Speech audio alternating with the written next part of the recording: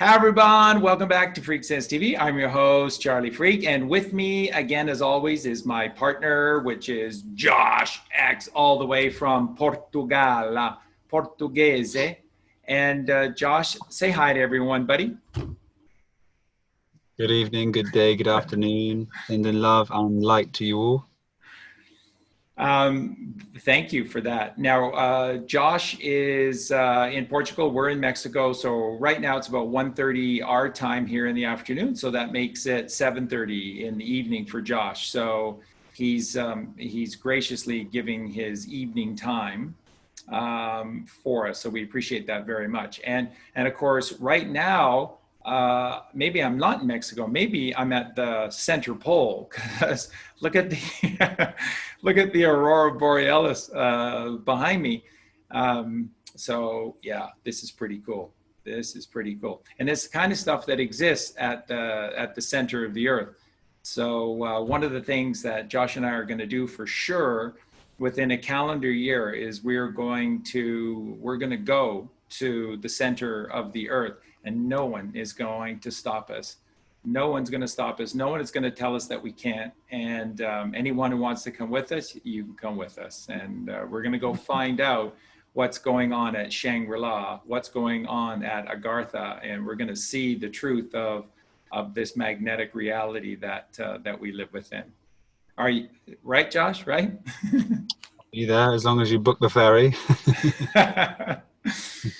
Okay. Well, I don't know. We could cross country. So now the show today is about, and this is one that has been hugely requested of Josh and I, and that is a show that is going to focus upon diet. So mankind's diet. And what Josh and I thought we would do is we would start with what currently is happening. I think that's a good way to look at this. So the where we'll start is what an average diet for an adult male, Western world adult male would look like morning, noon, and night. And then Josh is going to go into what this is doing. You just need to know this. This is the truth. What this is doing to any of us who partake in such a diet at both a physical and a metaphysical level. So that's what we're going to do here. And then Josh is going to take us through what a diet should look like, and then what are the benefits to that. So this is going to be as practical for you as possible. This is really, really something that you're going to be able to walk away and be able to apply in your life. So what I would basically start with is from, let's say, a Canadian or a North American styled approach to food. And so what we've been taught, Josh, and I would imagine it was the same thing for you growing up in the UK, is that we were taught this huge push that breakfast is the biggest, most important meal of the day, and this is where you really, really, really need to push all of that heaviness and the protein into your system so that you've got all that strength to work and work hard, the good worker bee all day long. And then lunch, because most people are working, tended to be something that was prepackaged, so often just sandwiches. And then dinner time. And dinner time, of course, was another very heavy meal that was dominated by cooking your food, by meat, by dairy. Wow. So that's basically the North American perspective. So it is it's even for breakfast, it's being dominated by meat, dairy, and eggs. It's being dominated by cooking your food, and it's very heavy, very, very heavy. Heavy breakfast meal, heavy dinner meal, and then in between a lunch. It is made heavy because of all of the bread that people are consuming. So it's heavy, heavy, heavy. A lot of cooked food, and meat, dairy, and eggs are dominating. And with that, if you're having any fruit, it would be as an extra additive to your day. In other words, in our experience in North America, fruit is rarely, if maybe on a Sunday, fruit is rarely introduced as part of a meal. It would just be something you would have as a snack during the course of the day. And then vegetables almost always are cooked. Okay, so let's jump over to Josh, and Josh can give us that perspective from his growing up in the UK. Yeah, I think, it's a similar type of food format. In the UK, I think most beings for breakfast were obviously pouring cow's milk over a type of cereal that has been processed and made from a type of slave meal, whether it be oats or certain grains or wheat. Then for lunch, it would be, most people would be having sandwiches with some sort of luncheon meat in there, or butter, another dairy product, another form of white flour which has been bleached, maybe some yogurts, crisps, and chocolate bar for an average school child. I wouldn't be consuming these, but we'll go into this later.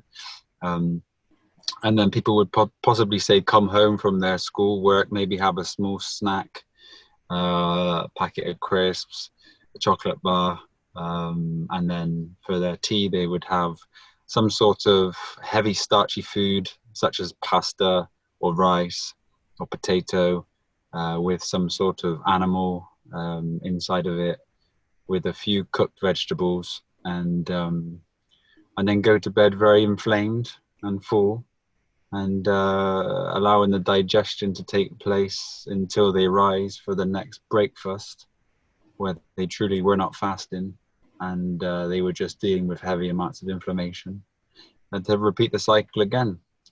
And the most unfortunate thing about these cycles is that the body actually never gets a chance to reciprocate or heal. So in eating a standard diet like this, you're constantly being pulled of your prana and the energy that's within inside of you. So over time, a system will just completely get drained of energy. The minerals come away from the body via the acidosis, because when we are acidic, which is a modern Western diet, is everything is acidic. This will deplete the minerals stored in the body, and then this will lead to a chronic disease, which I'm sure most people have or know somebody that has a chronic disease. So yeah, that's the standard English diet. It was mainly meat, eggs, dairy, bread, grains, vegetables, then fruit. But you got to limit your fruit because it's too much sugar. Yeah, that's what they used to promote, and this is completely wrong. It's truly idiocy. And this is why diabetes loosely translates as through idiocy, because one should truly instinctively know how to eat as a part of their natural physiology here. But from birth, the issues have been that, unfortunately, the guardians of our avatar and bringing forth our awareness were not in any shape to be able to guide us correctly. But as consciousness continues to flow, the beings that are of a younger generation now, the awareness is here. So look forward to what's coming on earth with this truth and the real eating habits of man. Thank you for that, Josh. That's beautiful. And, the thing, Josh, I think that we could probably call it what it is. Besides disturbing, I think it's demonic. I think it's demonic and it's satanic for an organization calling themselves organized society. And that includes all aspects of it, because organized religion, where you would think that they would have zero to no role in the diet of an individual. But you see organizations like the Catholic Church getting heavily involved into the things that people can or can't eat, or should or shouldn't eat. And, the thing that is so funny about organized religion, speaking to people about what it is that they should or shouldn't eat, is that they're using the Bible, they're using the two bowls as a basis for people to eat or not eat specific foods. And that's insanity because, of course, within the pages of the Bible, there's only one passage in the entire two bowls, and this would be in the first bowl, the Old Testament, and that is Genesis 1:29. And Genesis 1:29, it says, fruits, vegetables, fruits, and the seeds thereof are thy food. And of course, in the rest of the two bowls, in particular the New Testament, there is, if you know how to read it, there is passage after passage, allegory after allegory that demonstrate to us powerfully that we should not be eating any solid food whatsoever, and that when various people mention to Jesus Christ in the pages of the New Testament that, but what do you think of my diet, and that, but I'm eating good foods. And and Jesus is saying to them, would you like more fertilizer to dump on the crap that you're eating? And this is, but Lord, but I'm eating good foods like lentils. And yes, I heard you. Would you like some more fertilizer to dump on the crap that you're eating? And it's very, very powerful, because if you know how to read the Bible, Jesus Christ is consistently teaching breath, teaching breathing, and teaching breatharianism, versus then teaching the consumption of any solid foods. Yeah, but Charlie, wait a minute. I think you're wrong there, because isn't he the dude that took 2 fish and 5 loaves of bread and fed 1,000 people with 2 fish and 5 loaves of bread? Josh, would you like to explain to everyone what the 2 fish represent and what the 5 loaves of bread represent? It's an allegory. If these guys were eating a fruit predominant diet and they were given the fish and the bread, it would have fed 1,000, because it would have caused so much inflammation in their belly. They would have been full off one bite. But Christ fed the multitude with 1 loaf of bread, being consciousness, to be read, to be full of this R, reciprocation of the E and A in form. And this is something that, if you start to see the synchronicities upon this wonderful consciousness and language as expressed itself, these E and the A are the 1 and the 5, the alpha and the ether. Yeah. And these union of these two within the symbology of our words, you'll see that bread is to be read, but the truth of it is to be the R, which is letter 18, which is a reciprocation or a hyperboloid with an inertial plane, the E and A, which is the left and the right merged at perfect balance, or the male and the female in form.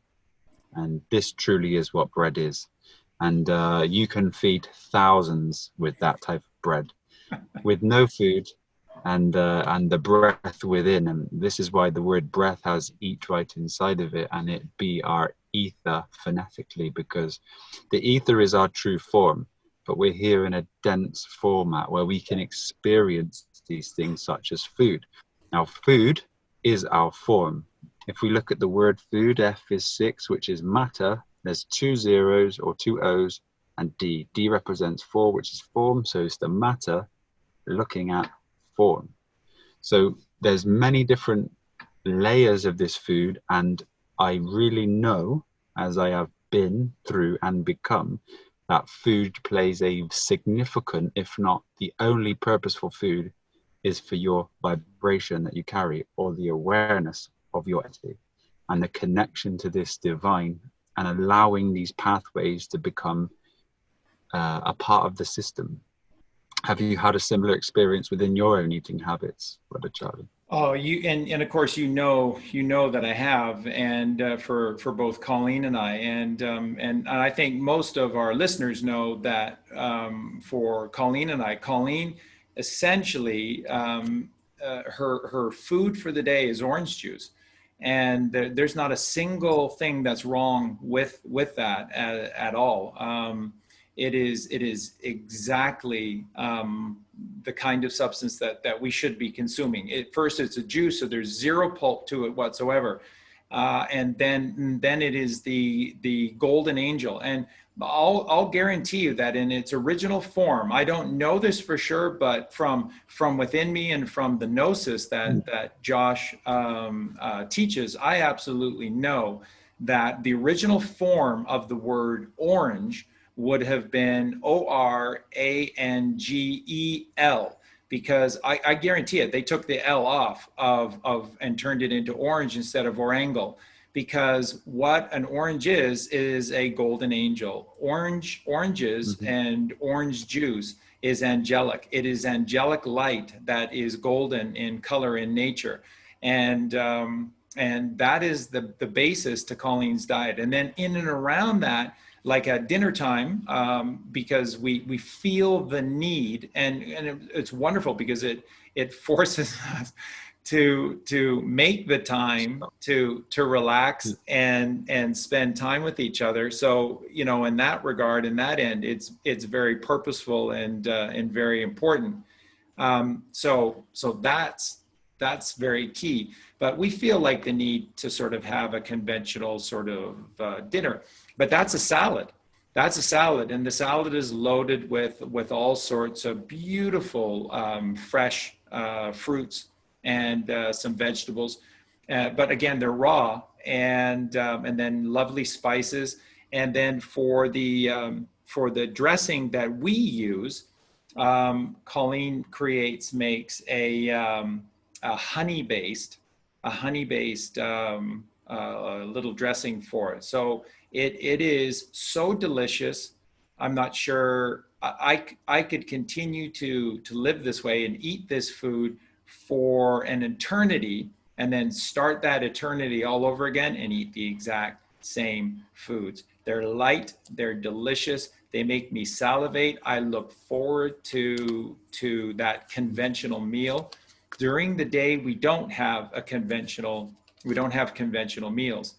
And predominantly for me, while Colleen is orange juice, I'm watermelon. And why? One of the things about watermelon for me, who has less time than even Colleen, who's so busy, is that because the nature of watermelon, the pulp, like, and I shared this with Josh before as well, and I'll just repeat it here because it's worth repeating. I had a 23 kilo, which is normal for the size of watermelons that are grown here, 23 kilo watermelon. And I juiced it all at one time.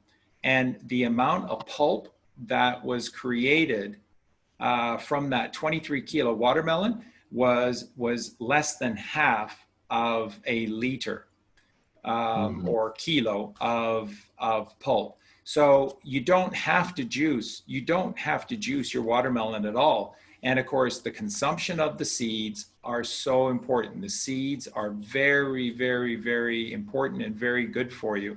And of course, what do we see with modern science? The wonders of modern science is to create a watermelon that's seedless.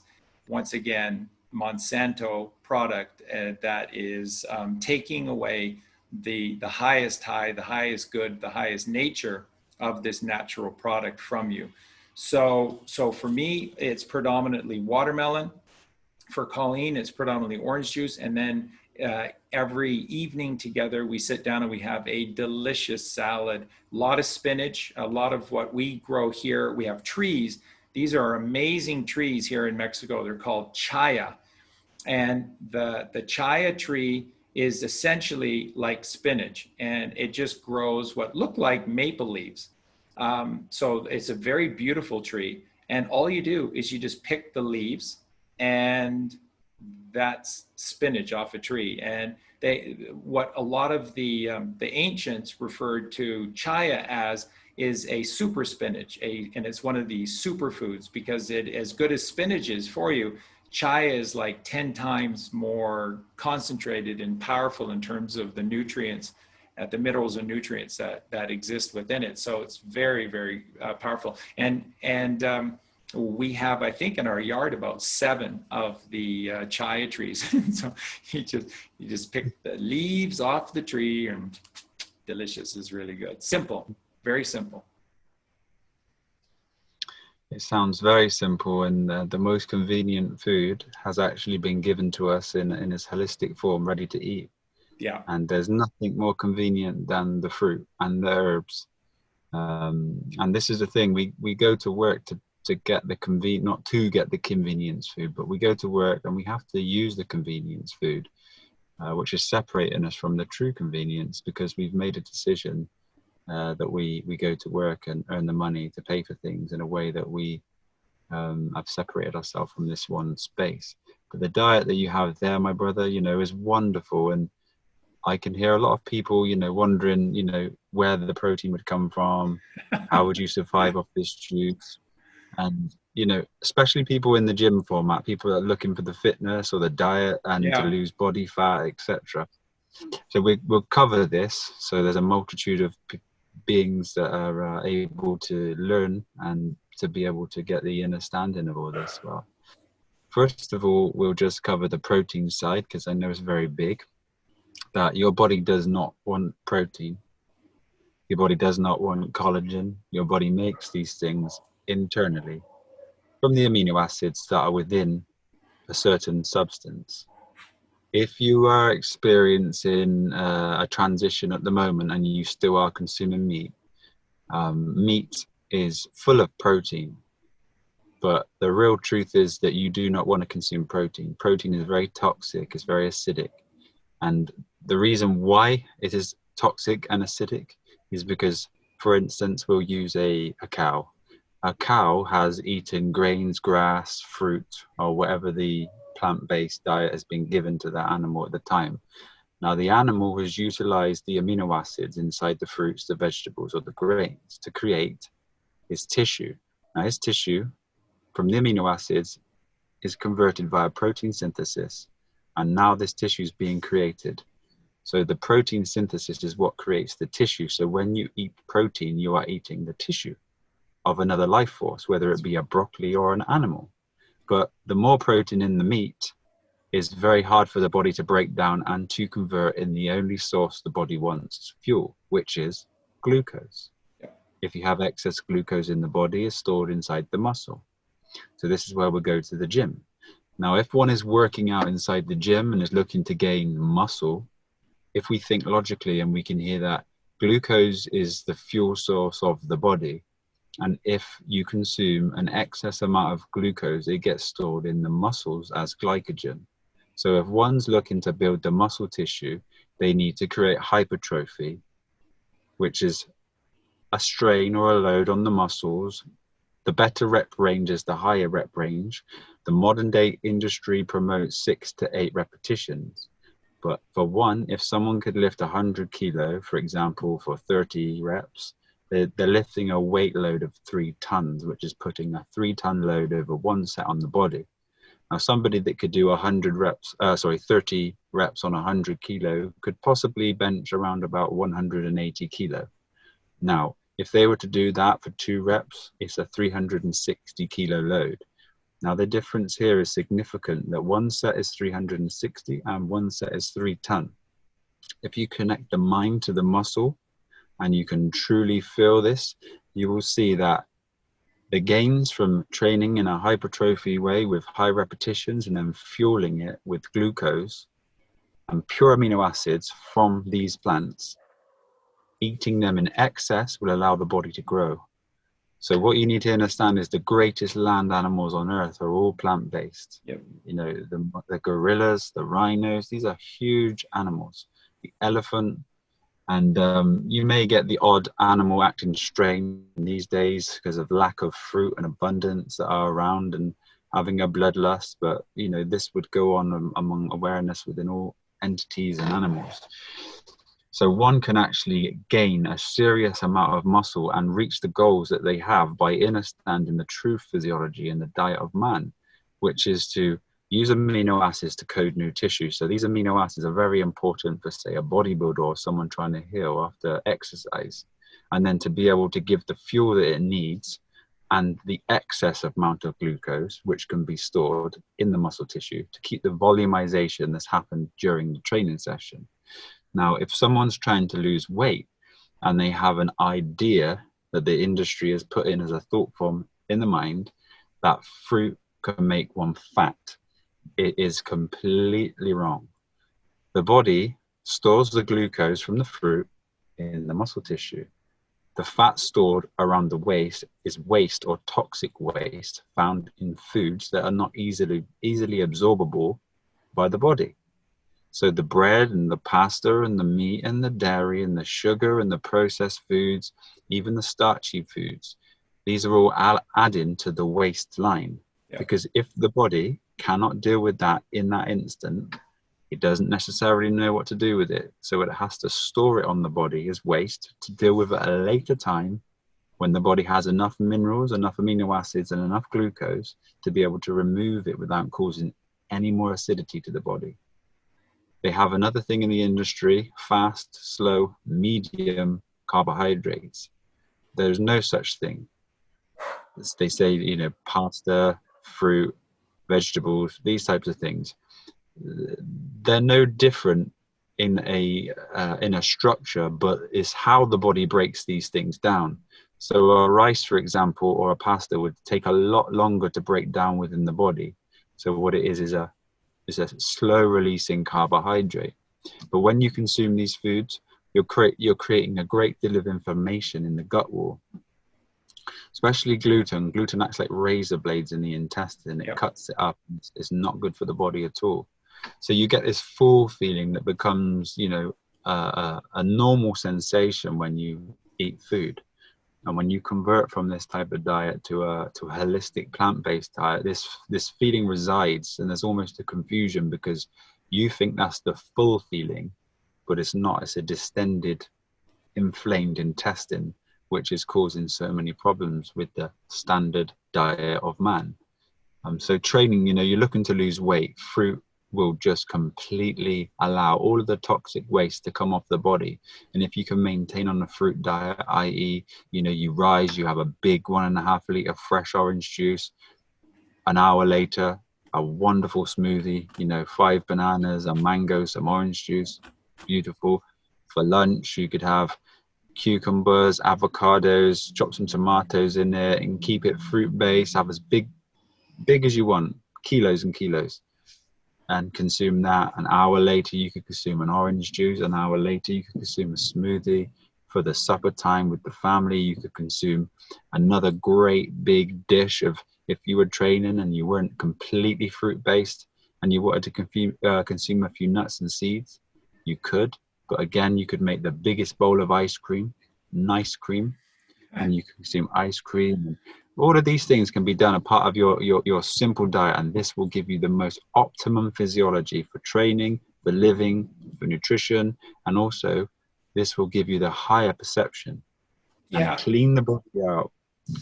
Yeah, I just want to interject there for a sec, because, you know, Josh used a lot of examples there of high performance, you know, body development. Now, some of you know this, most don't know this about Josh, but Josh in his younger years was like literally a champion bodybuilder. So when Josh speaks to this end, he is speaking from firsthand experience, and it's more than that, because Josh was one of these people without an enormous frame for the body, was able to lift enormous amounts of weight with unbelievable repetitions. Now, again, I want you to share this with us, some of these statistics, simply because it's important for people to hear. So this is non-egoic, and this is nothing about the ego. This is simply sharing so that those of you who are listening from that perspective, that are very concerned about your physique and you want your physique to grow, and how the heck is that going to occur from consuming orange juice and a watermelon or avocados? How is that going to occur? Josh is firsthand. So please just take us through a little of that, and then please use some of the weights and the repetitions that you were doing. And again, Josh's physique was literally, you know, a perfect structure. So please go ahead, Josh. One thing that we need to try to understand is, you know, what we're looking for and what goals we have to do with fitness. With me, I was trying to increase my strength and size, because as first I was searching for something so deep, and as we all are on our own journey, if we didn't have any guidance, as I never had guidance, I was trying to master something. And first of all, I was engaged in the diet side, so I was mastering my physiology and my physique. So muscle doesn't want to grow, you know. It's very, very how could you say it, it takes a lot to maintain muscle mass. So naturally the body wants to do what's simple for itself, so you have to force it to grow. So you have to force feed and you have to train. So I would be consuming at my peak 10,000 calories a day, consuming maybe 10 to 12 meals a day. And I would wake up in the night and consume, you know, a smoothie or an orange juice that I'd made by the side of the bed to just wake up and drink and then go back to sleep. Because I knew that if I didn't consume the amount I needed, literally within a day or two, you would not have the same size or the same strength or the volumization of the muscles. So if most people, most men search for, you know, the 100-kilo bench press, but I was able to bench press 100 kilo in one set 52 times. And I did do it for a long time. It's not, I started at a very young age, maybe 11 or 12. I started a gym. I remember faking my age because I had to be 14 to join the gym. But even as a 10-year-old, I was doing 2,000 sit-ups a day. At age 7, I took myself off milk and dairy because it just didn't seem or fit right to what I was. By the age of sort of 11, I was, you know, if my mum and dad would go into like an Indian restaurant or something like this, I would just ask for a piece of naan bread with no butter on, because I was learning and I didn't really know better. But this is how I was functioning at sort of 11 years old. By the age of 12, I knew every single ingredient in every type of commercial food, the levels of fat, food, and everything within inside of it. And then my journey really began. So through the fitness and health side of everything, it's been an incredible journey. And I've gone through every single dimension that you could go through to truly understand and feel what the body needs. And I'd like to add, when you were speaking of this, the watermelon without seeds in, if I ever consumed a watermelon without seeds, I feel the direct prana drain me in that instant. It begins within my eye sockets, it sinks them deep, and then the head has a headache in the temple, and you can really sense these things at a purity level that, you know, one would not be able to feel on a standard diet, or even, you know, a diet that's consuming nuts and seeds and grains and rice and these types of things. So yeah, really, if you really truly want a goal, the only thing that will serve you is the truth, which would be the fruit. Now, depending on your size and goal would be depending on the amount that you put into your mouth and the way that you train. Again, if it's been spoken of in a commercial way, the truth really needs to be turned upside down. And even though it's so hard to go against the grain, if you just use this analogy that the thought realm takes you away from the space of this self, and the world is full of thought forms to take you from this place. Now, if one is not aware that the trees and the mountains are one and the same, it's because they're coming from the left brain. Now, if one can observe the tree and just observe the mountain, this is where the truth will set you free, because in that observation, you know. Now, life is for observation, to learn and to grow internally, as there is nothing external. This whole experience is a portal, and your eyes are windows to this world. So if we go off information, all we're doing is feeding the egoic left redshift of our being, and we're moving away from presence. So with all these questions that one has, if one just takes time and does not rush, because patience is a virtue, and observe what is happening within their physiology or their surroundings, there is nothing but truth that will holistically heal your mind and body and connect those and bring you towards the spiritual side. Now, even within certain martial arts like Bruce Lee had left the thought realm and he was in a spiritual aspect as a martial artist. So when he was engaged in combat, there was no energy off balance. It was pure self. There was no thought about what a man was doing. It was just being. So this is why he never threw a punch. It just happened. Hmm. And this is because of his state of being. And in all walks of life, this is how we will find the truth, is by observation. Let your ob serve you. And as a side note to everyone, let me posit the notion with you that perhaps, maybe, just maybe, Bruce Lee and Brandon Lee are not dead, and that we may be seeing them in the coming months. So just to put that out there for you. Josh is well aware of this as well. This whole process of assassinating people out there is part of a process that rarely happens. There are alternatives that are done, and it's because that the demons of this world, those that live exclusively in the left brain, have to walk a very fine line with regard to the natural laws of God's creation, and they're lawyers because they find loopholes to get in and around the very well-encompassing nature to God's natural laws. So just keep that in mind, because one of the things that's going to be happening in the next few weeks and months are revelations that are going to rock your world, truths that are going to be dropped that will turn your world upside down.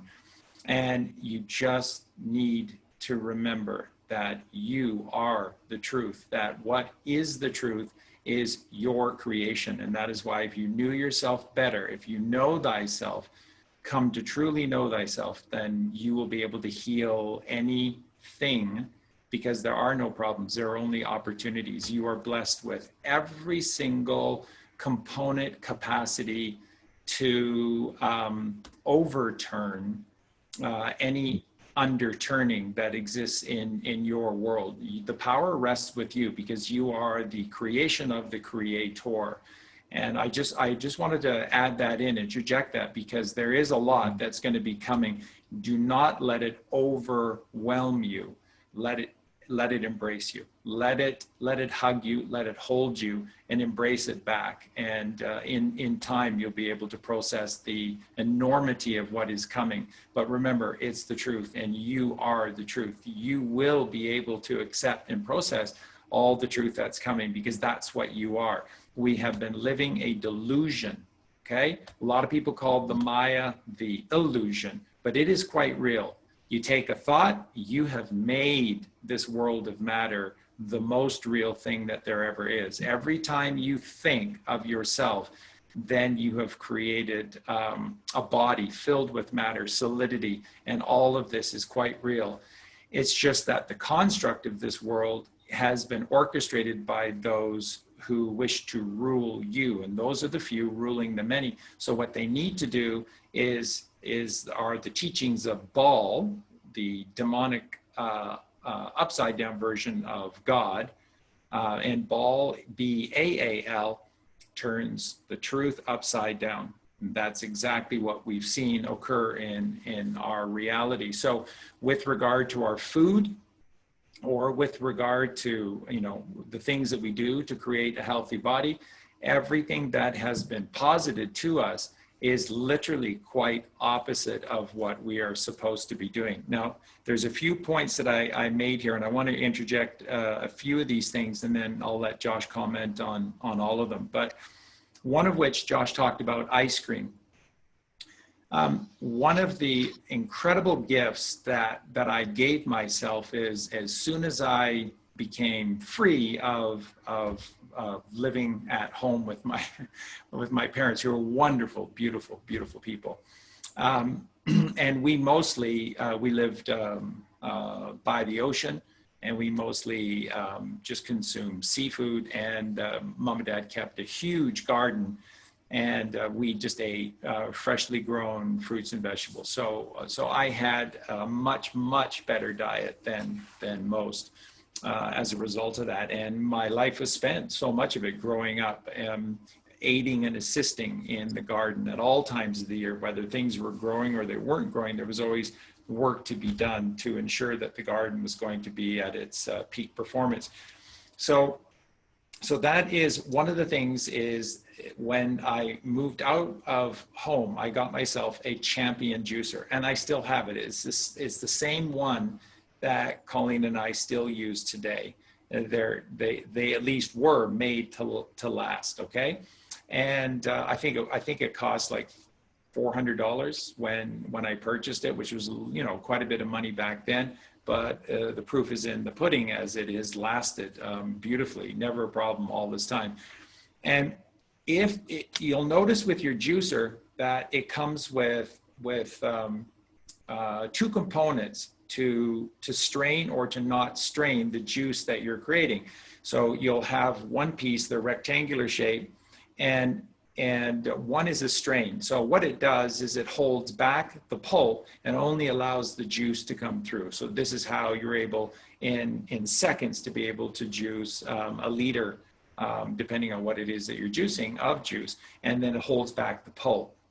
And again, as we've shared with you, for the vegan food that we create for our dogs, all of that pulp that we create by juicing, it all goes into the dog food. So it is the basis, it is the number one basis to the food that we make for them.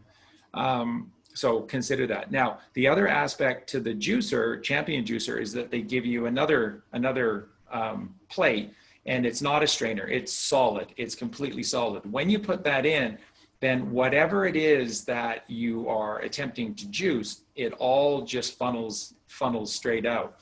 So when you take something, whether it be a room temperature or frozen, in this case, if you want ice cream, frozen, then what it does is it takes everything and it exits the juicer as it's just hard to explain. It's hard to explain, but it's like the greatest soft serve ice cream that you've ever had in your life. It is the most amazing thing. Now, Josh does it a lot. We do it a lot.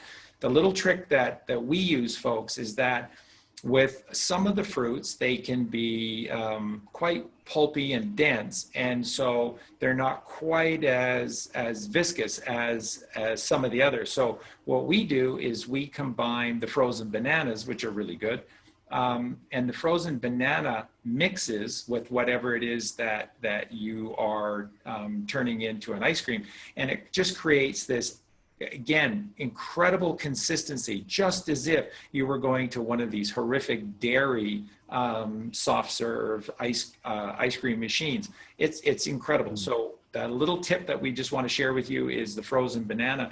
And then we just use our frozen mangoes, frozen strawberries, you know, frozen anything that we have. And it makes, like Josh will tell you in just a sec here, it makes the greatest ice cream that you could possibly imagine. And here's the deal. It is not giving you one iota, one instance of any discomfort or difficulty with regard to the body or the brain. It is purely good for you, and it is one of the most delicious things that you could ever have. So Josh, just get you to speak to that ice cream and just some of the recipes that you're using, because they're incredible. And that's the key, you know, if you were in the world, ice cream would be a treat, and most people would be, you know, consuming a small bowl, and their sensory perception would want more, but they would have so much inflammation and uncomfortable that they would stop and limit this. You can literally have 1.5 liters of ice cream 3 times a day if you choose to do so. Which is something that, you know, if people are still in the realm of watching things, telly, YouTube, you could relax and sit there with a bowl that as big as your head and consume this with only great benefits. So it's about your choices, and this is where the virtues are really key, because if you study the virtues, which is going to be the most important thing you'll ever do, one of the most important is diligence, and this is to be able to do what you need to do to be able to live the way that you know that you should be living. If you don't, sloth, and you will be taught by this matrix. You will be given the pain, whether it be in the body, whether it be emotions, or etc. So another great way for ice cream would be either just use a blender. You would freeze bananas, chop them in. Actually, let's start again. Chop a banana first, because this is much easier, peeled. Place them in a bowl, put them in the freezer at least 8 hours to get these bananas really solid. And then you'd bring them out for 5 minutes. And you don't even need to freeze any other fruit. You would just put in the fruit that you wanted to flavor it with. If you wanted to have a chocolate flavor, you could use organic raw cacao powder or cocoa powder. Put this in with maybe 8 dates, and you've got a really rich chocolate.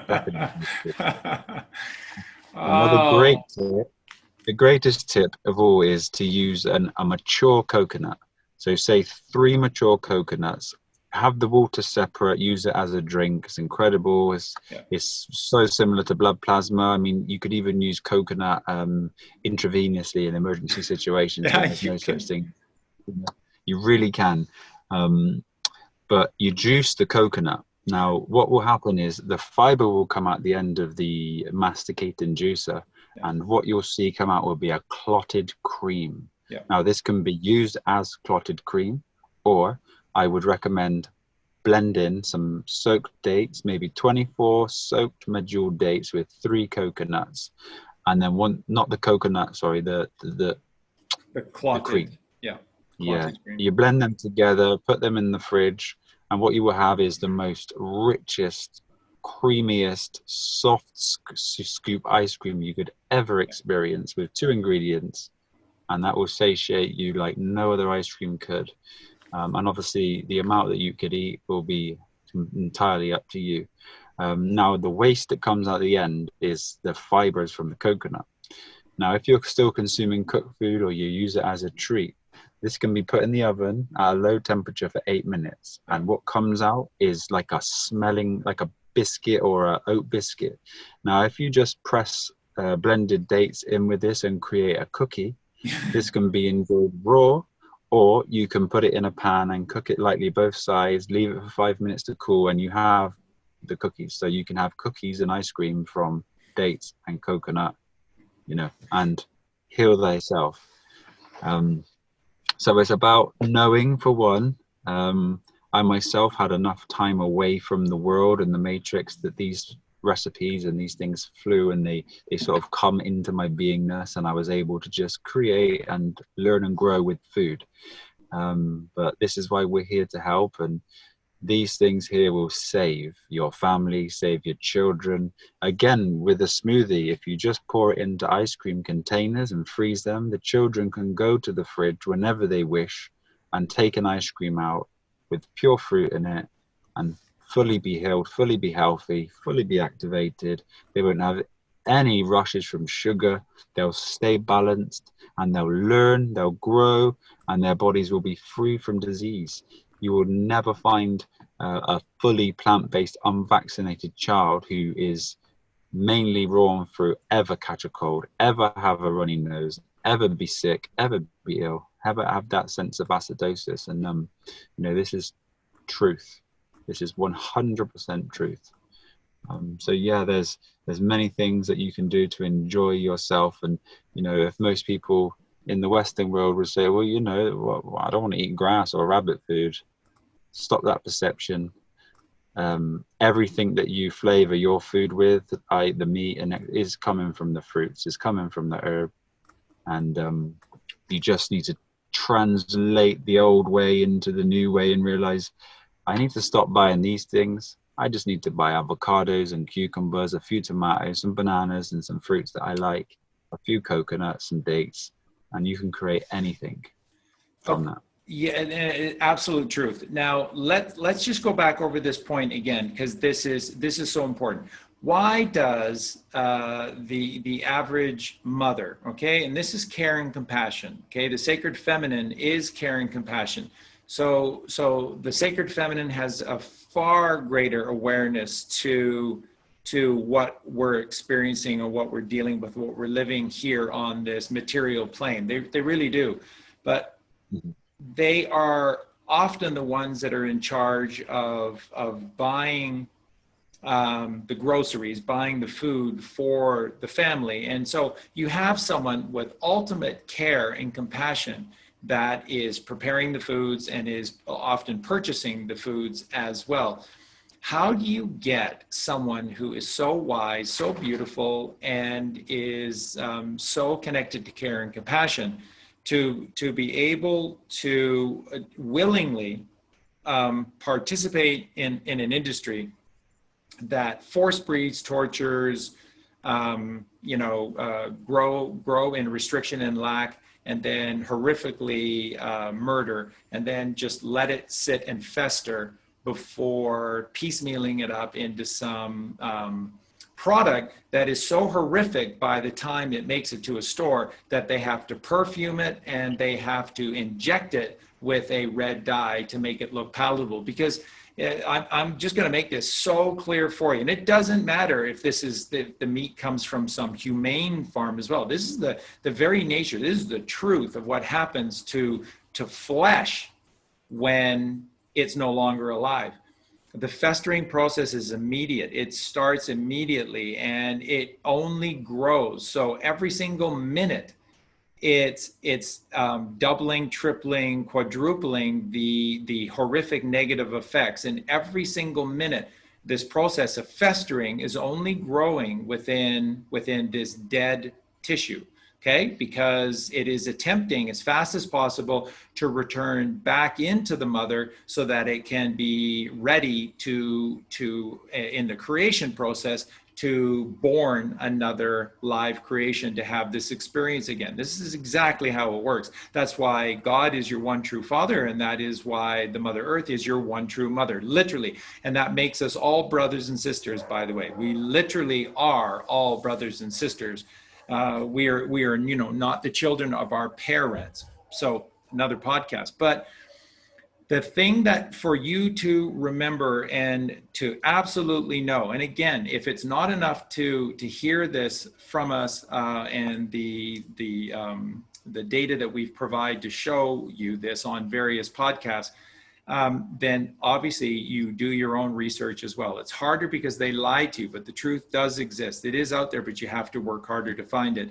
And the truth is this: all your cells ask for and require is glucose. And if there's too much of it, it will store it in your muscle tissue as glycogen. And that's very important to note, because as Josh said earlier, with the excess glucose stored in the muscles as exactly what it needs, which is glycogen, it means that the more stressful the environment is, okay, and so that could be lifting weights, but that could also just be going about your day and having to deal, that's right, that could also be dealing with emotional stress or duress as well. Everything that you need to cope with that stress, both physically and metaphysically, is already there. And then the process is instantaneous because there's no transmutation that needs to take place. Here's the problem.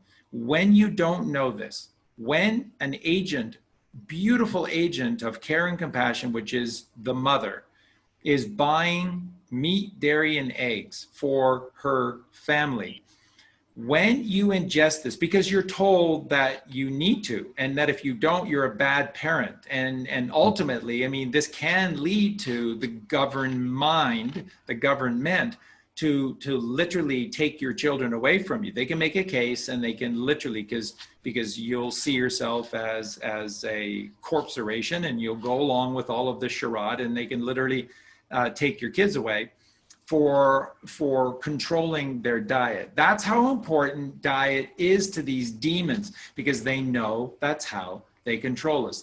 They know that's how they force us into the left brain in dis-ease, because when you're not at ease, you're in dis-ease. This is something that Josh talked about earlier as well. It doesn't matter what it is. Everything in this dualistic material plane is that you're always something in every single moment. So if you're not happy, you're unhappy.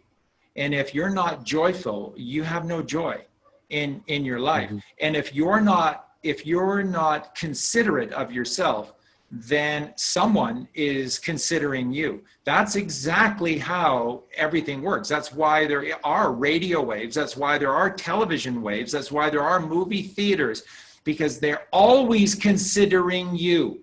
Everything that they do, from a commercial to the clothing that you wear, is designed to lie to you, is designed to trick you, is designed for you to give away your power to something that is bigger and smarter and better than you, and they know what they're doing, and I'll just let them do it. You need to recognize that how this life works is in a moment, and that's it. And then once you create that perfect moment, once you take the yin and the yang and you create that literal inner eye, that literal perfect creation, all you need to do is continue. All you need to do is perpetuate with the eight. And the eight is the perfect balance between the mother and the father. And so if you're not considering you, know that they are always considering you in every single moment. And everything they do is designed to toxify you. So if you do not come to this gnosis that all your cells require is simple, pure, natural glucose, and that if there's too much of it, it puts it into your muscle tissue, so that any challenge that you face, you have the strength and the wherewithal to be able to overcome everything, because you've already got exactly what you need stored in the exact place that you need it.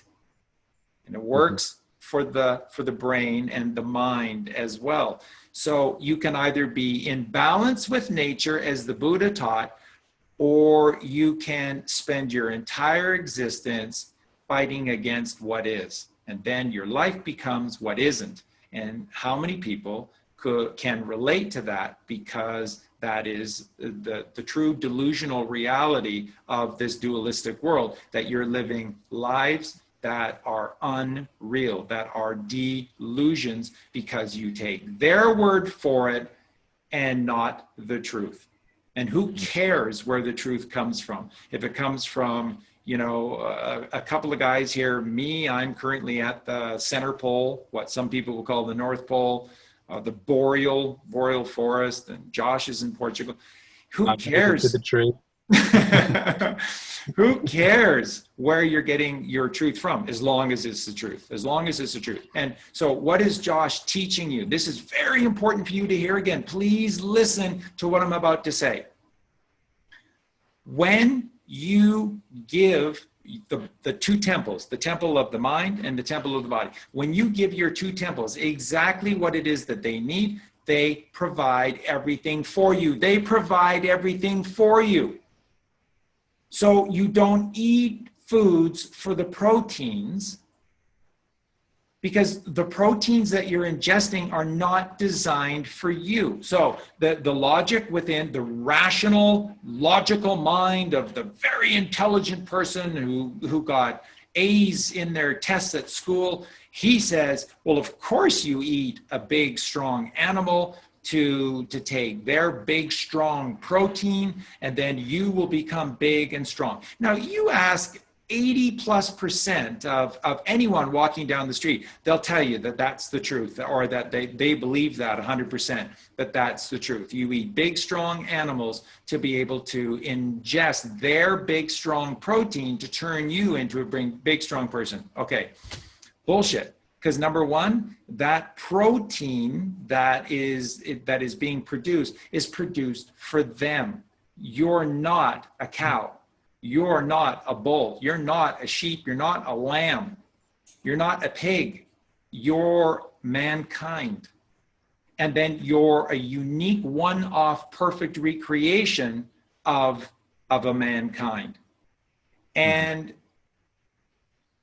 their protein that is produced out there and ingested in you is acidic in its structure. So you who are alkaline, and all you need to do to be able to handle any situation and to remain competent and to remain strong and focused in the single moment of all is to just have this balance, is to just give your body precisely what it needs and let it do the rest. You don't need to really do anything else. That's all that is required. When you don't do that, when you are not giving your body is not able to respond the way that you want it to respond. And that works both physically and it works mentally as well. And that's what they count on. That is exactly what they're counting on. And that is why they create this false narrative of the food that we're supposed to be eating, and then create nothing but stress and difficulties or challenges in your life, because they know you're going to make the wrong decision in that moment applied to these stressors. And they are creating both worlds. They are creating both of these constructs for you, and you don't know the first thing and how to respond to them. So one last time. All your cells require is the food that they're asking for. You are a frugivore. 100% inside and out. All you have to do is research it for yourself. There's no two ways around it. 100% inside and out, you are a frugivore. Observe every single frugivore that has ever existed. What do? They eat raw fruit. Some vegetables, sometimes they forage for seeds and nuts, but it is virtually raw fruit. That's it. And then if you observe these creations, and we'll get right back over to Josh here, but if you observe them, what are they? They are the quickest, most athletic, strongest, clever, family-oriented, loving, kind, community-based family that you've ever seen. That's what a frugivore is, and that's not what we become. Organized society is a jungle. That's what your politicians call it, the Bush family call it, and then they laugh at you. They laugh at you because you have willingly put yourself into the jungle. Welcome to the jungle. The jungle is your left brain, is your carnal mind, where you can justify anything to be perceived as smart, and you'll get more money because you're smart. So with that, I'm going to pass it back over to Josh, but that is the truth of your reality. See, I'd say, humans are frugivores, but predominantly the ultimate source of nutrition is fruit, but we have the ability to be able to deal with fruits, nuts, grains, and seeds. But those fruits, nuts, grains, and seeds, the grains, nuts, seeds, and vegetables, they have a slower processing within the body, so they break down slower, so they cause slightly more acid and slightly more inflammation. So to heal oneself optimally is 100% fruit. To be able to get rid of the legumes, to get rid of the nuts, because legumes are nitrogen balances and they're acidic, plus most people cook them and consume them, again reducing the acidity, which is taking the enzymes that were there initially to be able to break down within the body, and the body will now produce enzymes causing tiredness, fatigue, prana being removed, and this is why fruit is optimum for the body. And the reason why I think people have this big picture given to them that the stomach is just full of acid and you can throw anything in the acid and it will just bubble away. See, the truth is you have viruses, bacteria, and fungus. Now, fungus, Candida albicans, or Candida, is there to deal with the dead matter inside the body. So Candida is what you would see on your foot as athlete's foot. Now, this is cancer. This is every single ailment that's wrong with the human. So if you see this bacteria, how strong it is at eating flesh away, the reason why you need Candida in the body when you are consuming dead matter is because the Candida is eating the food for you. You know, when you put the fruit inside the body, this fruit is fermenting, and the bacteria allow this to ferment. If you have a plum and you just watch it on the side for maybe 5 hours, cut open, you'll see that it's starting to turn and ferment in that space. And this is what's happening within the body. So you put the fruit in, the bacteria in the gut, which is your friends, the friendly bacteria that the corporations want you to put in milk and dairy to have this bacteria. Don't do that. This fruit literally within hours is broken down, and then it goes through the system. The bacteria allow the vitamins and the minerals to be released. If you have bad bacteria in the body from eating the wrong types of food, now you have a virus. This virus is basically transformed from a loose protein cell, and now this virus can deal with the bad bacteria. So never fear a virus. Is helping you from a problem that you've put in your body.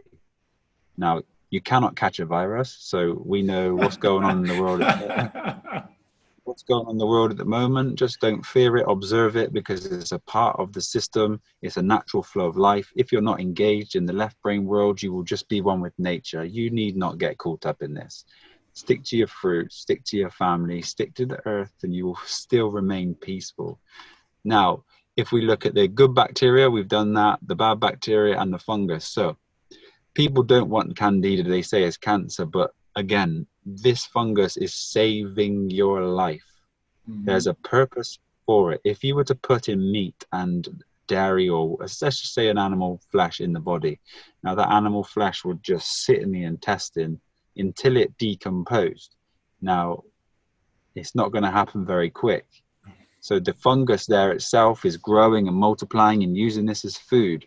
But in that sense, it's becoming part of your essence and part of your being, which is lowering the vibration, lowering your essence.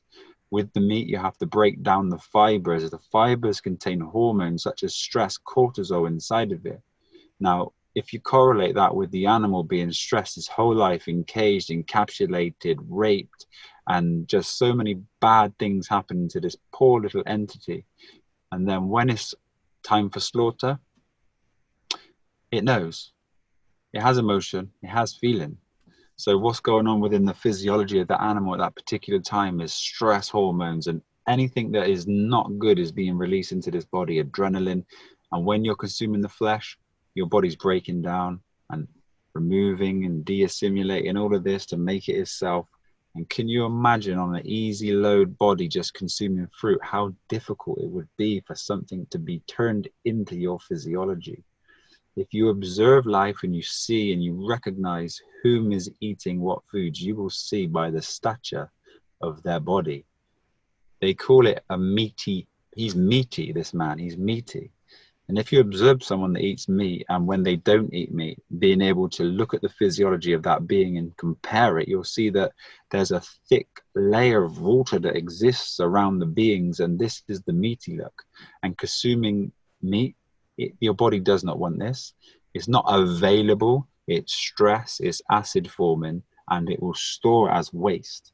So the reason why people are struggling with their weight and they may not eat a lot is because, one, they're not eating enough fruits that allow the body to remove this waste, and two, the little food that they're consuming is toxic. So every single day there's a small amount of waste being added to the waste, and over time, 10 pounds a year, now they look like a horse or a pig, you know. And the reason why is because the physiology of the animal is too hard to break down, so certain memory of that animal has to stay within the being, more hair stays on the body, etc. So there's so many dimensions to food, but really it's so key to be able to understand and to progress through the journey of junk food, to just eating healthy, then to whole food, and to feel the difference between processed foods and whole foods, even cooked whole foods. If you move from a normal diet to a fully cooked whole food plant-based diet, you will feel like Superman. And then slowly over time, you'll start to realize that there's a better feeling with other foods. Transition again, another boost. And you do not know how you will feel unless you've done this. And the receptivity within your essence to the surrounding earth and to the frequencies that are there for you, they are truly held back by the consumption of matrix worldly foods. And it's so important that we can get back to nature, because even the fruits and vegetables of an organic nature in a commercial realm, they're still not the way that we could be eaten. They're grown with 3 minerals usually. Yep. Even organic food has organically approved pesticides. Yep. The earth has 113 minerals.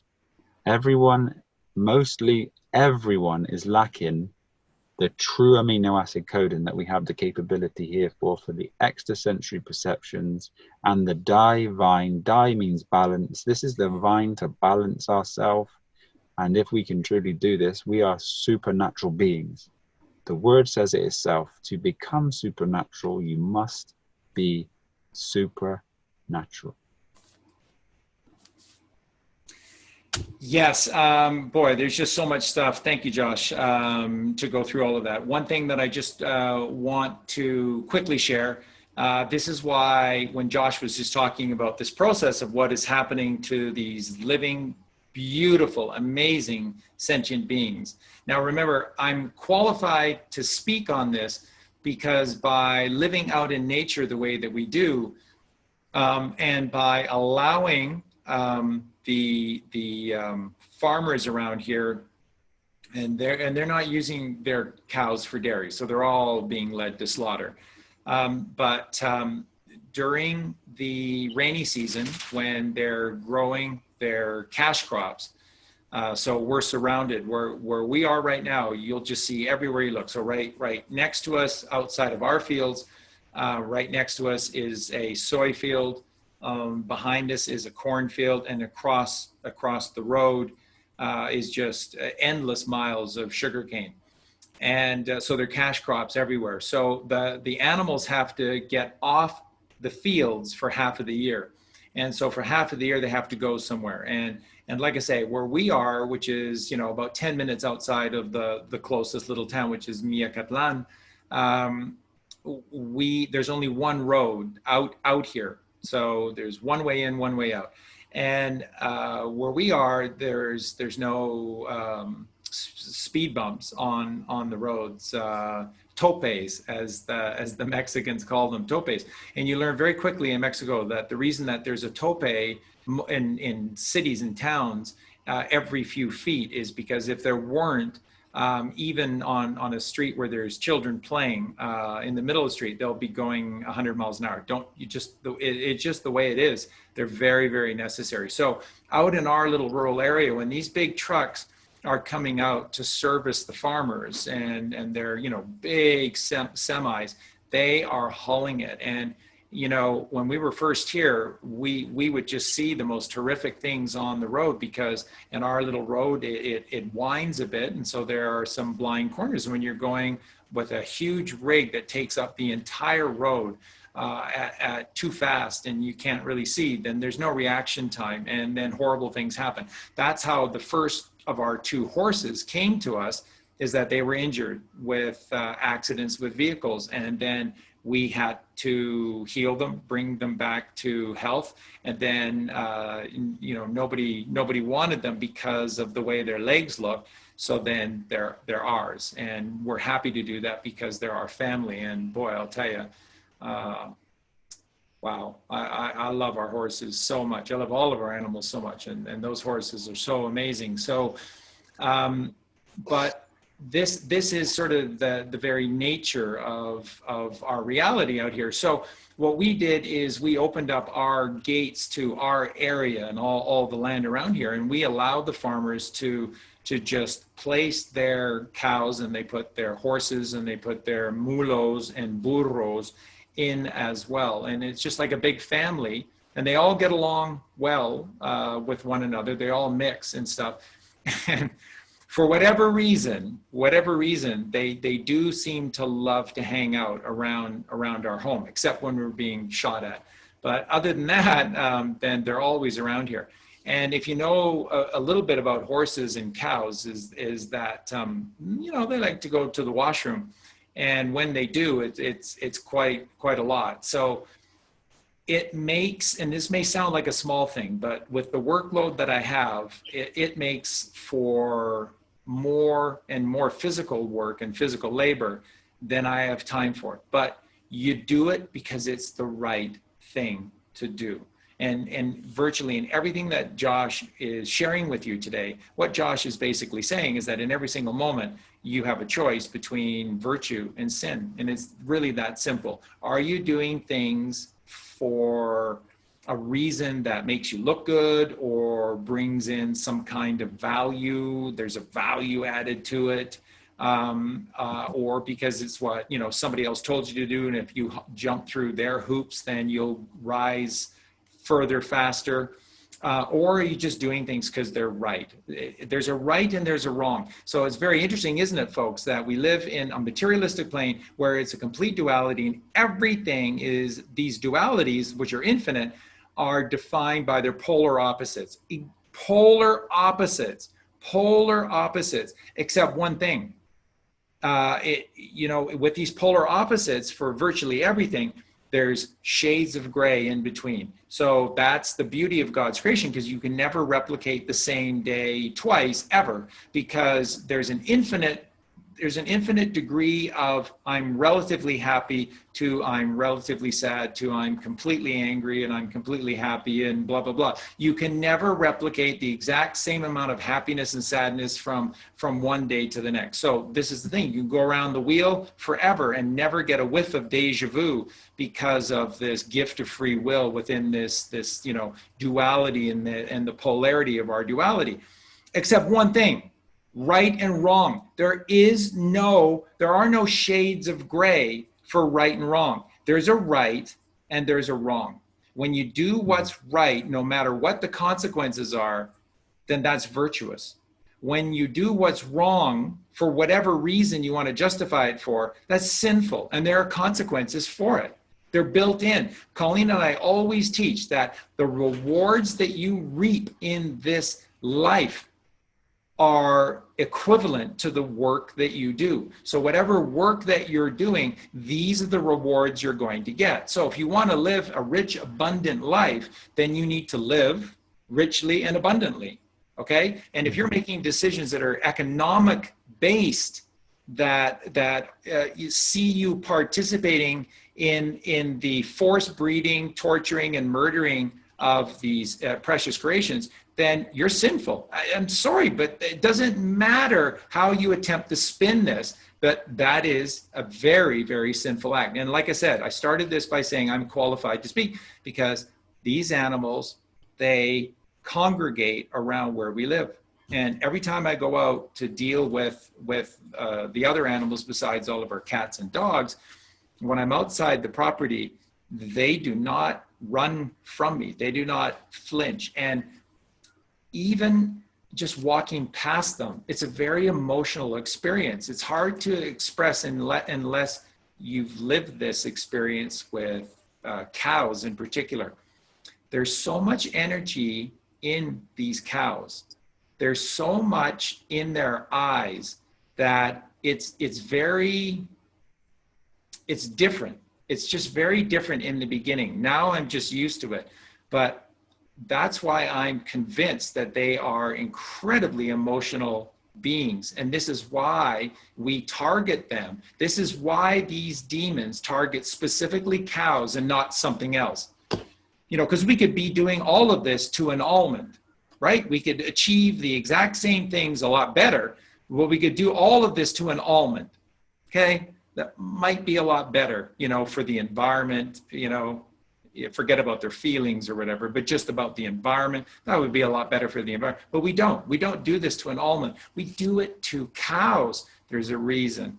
And if you spent time around, so what I wanted to also share with everyone today is that when you're hearing Josh and I speak about this, it's because we live this. We're not the kind of truthers that are out there sharing theories with you. Every single thing that Josh and I are teaching, we do. Everything.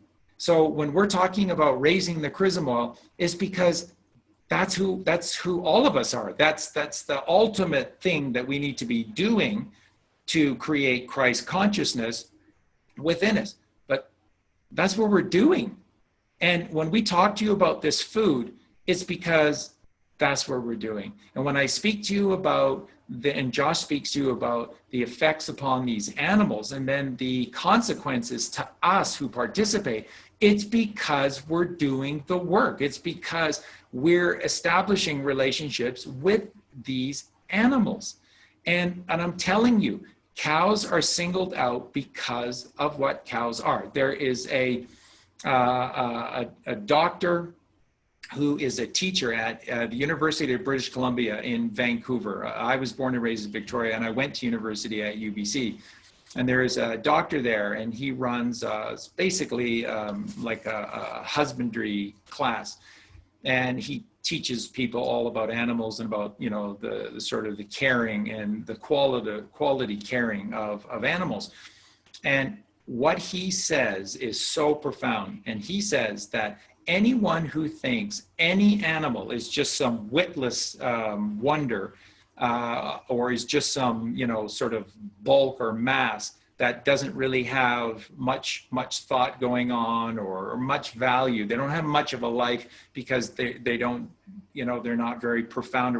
He said, you just don't know the first thing about them. He said, they're the most profound. He said, they're the most sophisticated. And he said, in all his years spending all of that close proximity to the animals, he said, they constantly make me feel so much less in terms of the things that matter, heart and heaven, and that it resides deeply in them. And that's why he loves to spend time with them, because they're encouraging him to become more. Who do we target? Who do we target for our food? And if you think dairy is kind to these cows in any way, you don't know anything about the dairy industry, because the dairy industry just wants females. If they get a male, they kill it. They kill it and they'll just throw it into a garbage bin. In front of their mother, usually, right there and then. And it's such an horrific energy exchange what's being given to these poor sentient lives. And this is where the virtues and the sin come into play. Because we use the thing as diligence, let's say. And then there would be another thing as sloth. To be diligent is to be able to create your own environment in a way that you do not fail to do what's right in your own level of awareness. And the opposite of this would be sloth. Now, this is to not do something that you are in full awareness of what you should be doing. The universe has a wonderful way to give you this gift, or to be able to make you experience pain. Now, you choose the gift of life, or you choose the pain within the pain body of this experience. And the more that you are virtuous, the more that you climate, and the more that you progress towards at-one-ment, which is atonement. But the more that you do things that you know in your own awareness, and I state that your own awareness, because you will grow with this if you choose to do so, or you will not grow, and then you'll find yourself in an early grave or experiencing very, very, very symptomatic pain and not being free from this physical aspect and constantly at torment and, disease. and really, really, really in a space where you cannot function because there's too much thought activity causing the depression and the anxiety within your own experience here. So to be virtuous is to be doing where you are at your level of awareness the most important things that you know to be right. And without doing these things, you will experience pain in some format. So the virtues aren't a joke. The virtues are the way this reality works. As Charlie says, they are built in as a natural part of this experience here.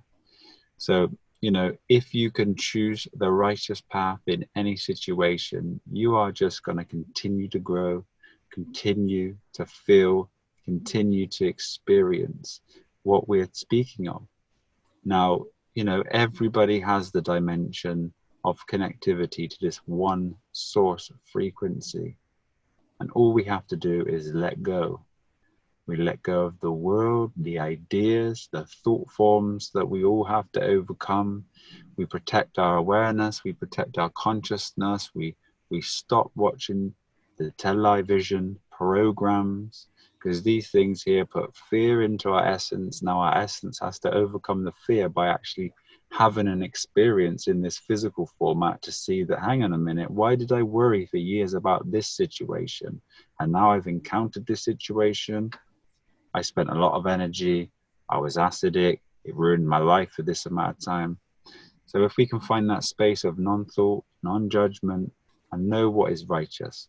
Now, if you let your 3-year-old child loose with your animals, say, Charlie, we bring a 3-year-old to your sanctuary there. Do you think they would chase the animals and eat them? No, no, no, No. no, no. They'd end up lying down with them. Yes, and we need to learn from our unprogrammed children in that sense. You know, the true essence of us is peace, is calm, is still. But when we get involved with the world, because it's so against the grain, that all we feel is pain, all we feel is symptoms. But again, this world and the earth are joined here in a dualistic way to be able to see what's right, what's wrong. If we go against the grain, in the sense of we're going against the virtues, we've experienced pain. If we can sense this pain, then we can learn and grow. And the quicker we do these things, the quicker we become one, and the quicker we can get our heightened awareness, our heightened experiences, and collectively within this collective awareness, we can have harmonious balance across this realm. And until then, once you've found peace, your reality is peace, and there is no stress. It is just pure, blissful, absolute peace.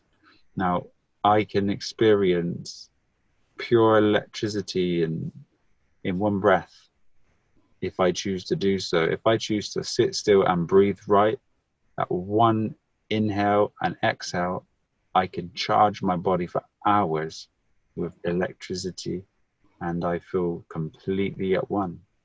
You know, stay in the present moment. There is no need to ever go astray. Be one with God, be one with nature, be one with the earth.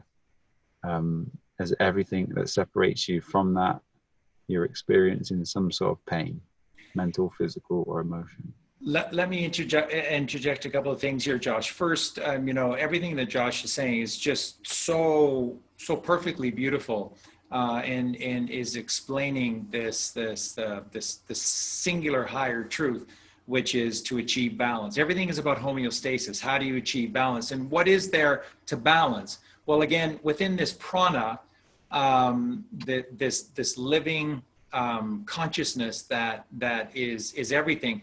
You know, again, what we find in the Bible is that the Bible is not a history book. So if it's not a history book, then it is a teaching device for all that is. And all you have to do is know how to read it. So in the beginning, there was God, and God created the earth in 6 days, and there's, you know, a day for rest. Again, whatever a day is to God, we don't know. But the idea being that it's 6 of 7, and there's a powerful reason for that. And then then came the creation of mankind. In the beginning, there was Adam and Eve. And what Adam and Eve simply represent is the yin and the yang. So, and to achieve that, there had to be the father and the mother, because if the father is this die, is this perfect balance, is this perfect stasis of being, then you have to have something else to be able to interact with this still, silent, perfect moment. And then that would be the constant movement of the magnetic motional mother. And that would be the number 2, which comes after 1, or that would be the letter B, which comes after A. And then that's what magnetism is. Go back to Sanskrit, which is our saintly script, the basis to all languages upon this earth. And that you'll see that in Sanskrit, mag is motion, and that motion is constant. So that when you have constant motion against this perfect state of the dielectric father in perfect harmony, then you get a friction. And that friction is the byproduct of the interaction of the father and mother. So you could call that sex, and that the byproduct, therefore, is the borning of life. And that would be the child. Father, mother, child. A, B, C, 1, 2, 3, do, re, mi, baby, you, and me. In all of these words, it's always relating back to the Holy Trinity and the basis for why we're here. And at the sort of the heart of everything that Josh is sharing with us is that we have to unite we have to create the balance, the homeostasis, that is the feminine with the masculine. So let's just look at this very logically, and then you'll see in plain sight how all of this is provided for us. We just don't see it. Okay, so the mother is known as the physical entity of the two. So that is the yin, and the yin would be known as the earth, Mother Earth. Okay, earth is EARTH, which is an anagram for heart. So there's no two ways about it. The mother is our heart. That's care and compassion. Okay, and when you look at any one of these images from the Catholic Church of Jesus Christ, they're going to feed you an alternative story, but the images are telling you the truth. So they'll always show a picture of Jesus Christ, and right here it shows a heart. Above the Christed one's head is a halo, and you have the right arm pointing up, you have the left arm pointing to the heart. Now, that tells you everything you need to know. That image tells you everything to know. Father, mother, child. Where are the father, the mother, the child? The child is Jesus Christ. The Father, obviously, who art thou in heaven, is the up and to the right, is the right arm pointing up and to the right. So then where is the mother? The left hand shift, the red shift, the physical material plane, and it's pointing to the heart. The Catholic Church will not tell you this. They will not tell you this. They'll tell you you're a demon if you attempt to say that. But that, of course, is precisely the meaning of that powerful image. Mother, child, father. Okay? Now, look at the word we said earlier. Look at the word earth, which is an anagram for heart. That's why Jesus is pointing to the heart, because that's the earth, that's the mother. That's what the Buddha taught, which is the green, eternal middle plane, the middle way, okay? If you apply, as Josh was just talking about, if you apply a simple breath of God, where Josh can sustain himself for hours of electricity, just from one dynamic, vibrant intake of air, this Buddha breathing, then what have you done to your existence here on the earth? What have you done to the earth? You've added breath, and breath is the letter H. H is the breath of God, and that is the 8th letter of the alphabet for eternity, because the breath of God breathes life into all things, and life is eternal. There is no end to life. There's no ending of life. Life will always continue no matter what. You and the cup that you choose to exist within may change, but your prana, your essence, your existence, your consciousness is alive. It will always be alive, and it will always perpetuate itself, because that is it. So now, what happens when we take the letter H to the earth? Literally, just look at the word earth and apply the H, the breath of God, in front of it. You now have hearth, okay? And where is the hearth? It's above the fire, okay? So then if you know the 5 physical elements of the earth, right? These digits, these are the 5 elements of the earth. So your big thumb, grounded, big, fleshy, meaty, filled with matter, because everything matters, that is the earth. Then you have the water, then you have the air, then you have the fire, and then you get the ether. Those are the 5 earthly elements of God's creation. Okay?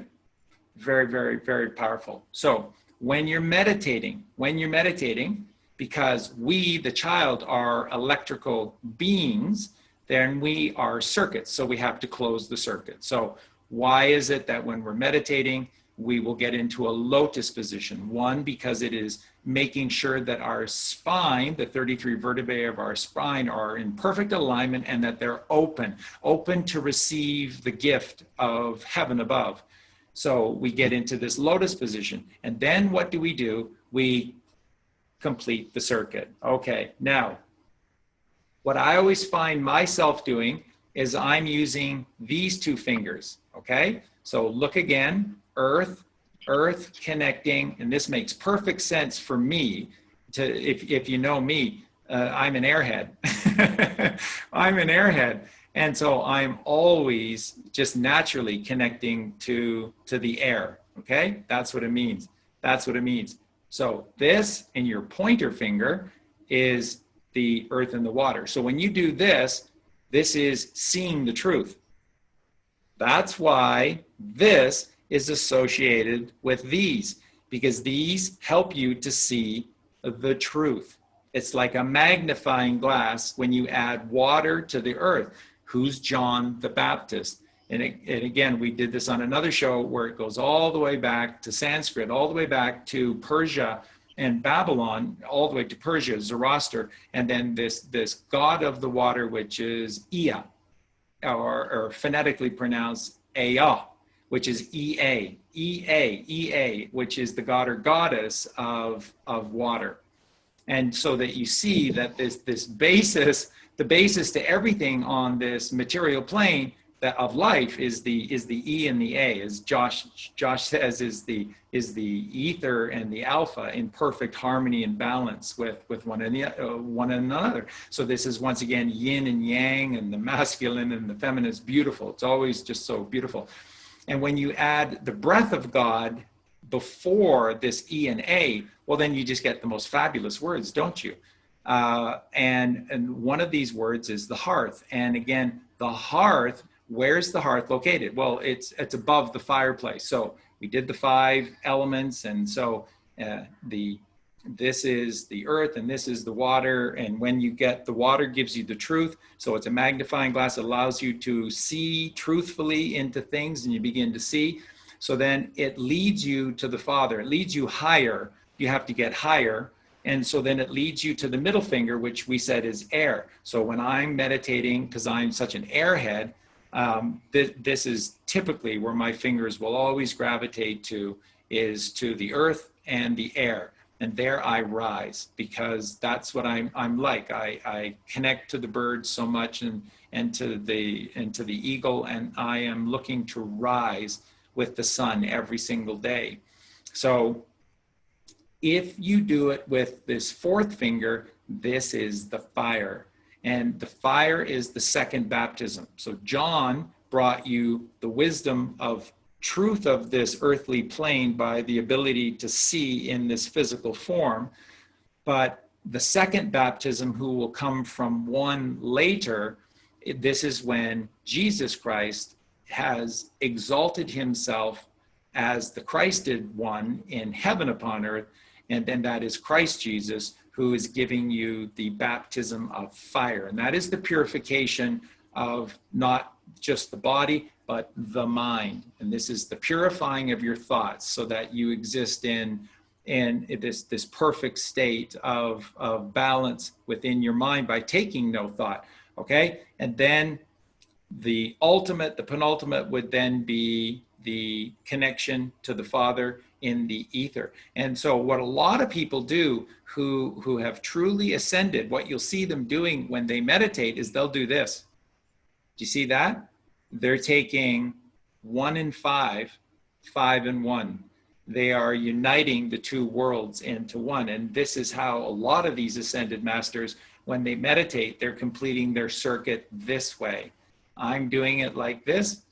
They're doing it like this, which is a connection. It's a symbology of closing off the 5 physical senses to open up this realm and intuition and telepathy. Intuition and telepathy, which is the connection to a higher source. So what I wanted to interject here, because Josh has talked about it all show, and that is this concept or this understanding of the difference between light and matter. And I mention it because everything that we're seeing from the actions being taken by the American president, Donald Trump, and a lot of the things that are starting to unveil themselves, and a lot of the things that they're hinting at with regard to financial reform, to healthcare reform, and of course to societal reform, they're all sort of speaking to this gold standard, that we have to become golden. And then when we change to golden and we act out of golden thoughts, then our whole reality will change. And that's exactly what they're saying, is that you need to look, there's not going to be any more banks, but there's going to be a new system, a QFS, a quantum financial system. And that this system, they said the best way to understand it, that it is as much as metaphysical as it is physical.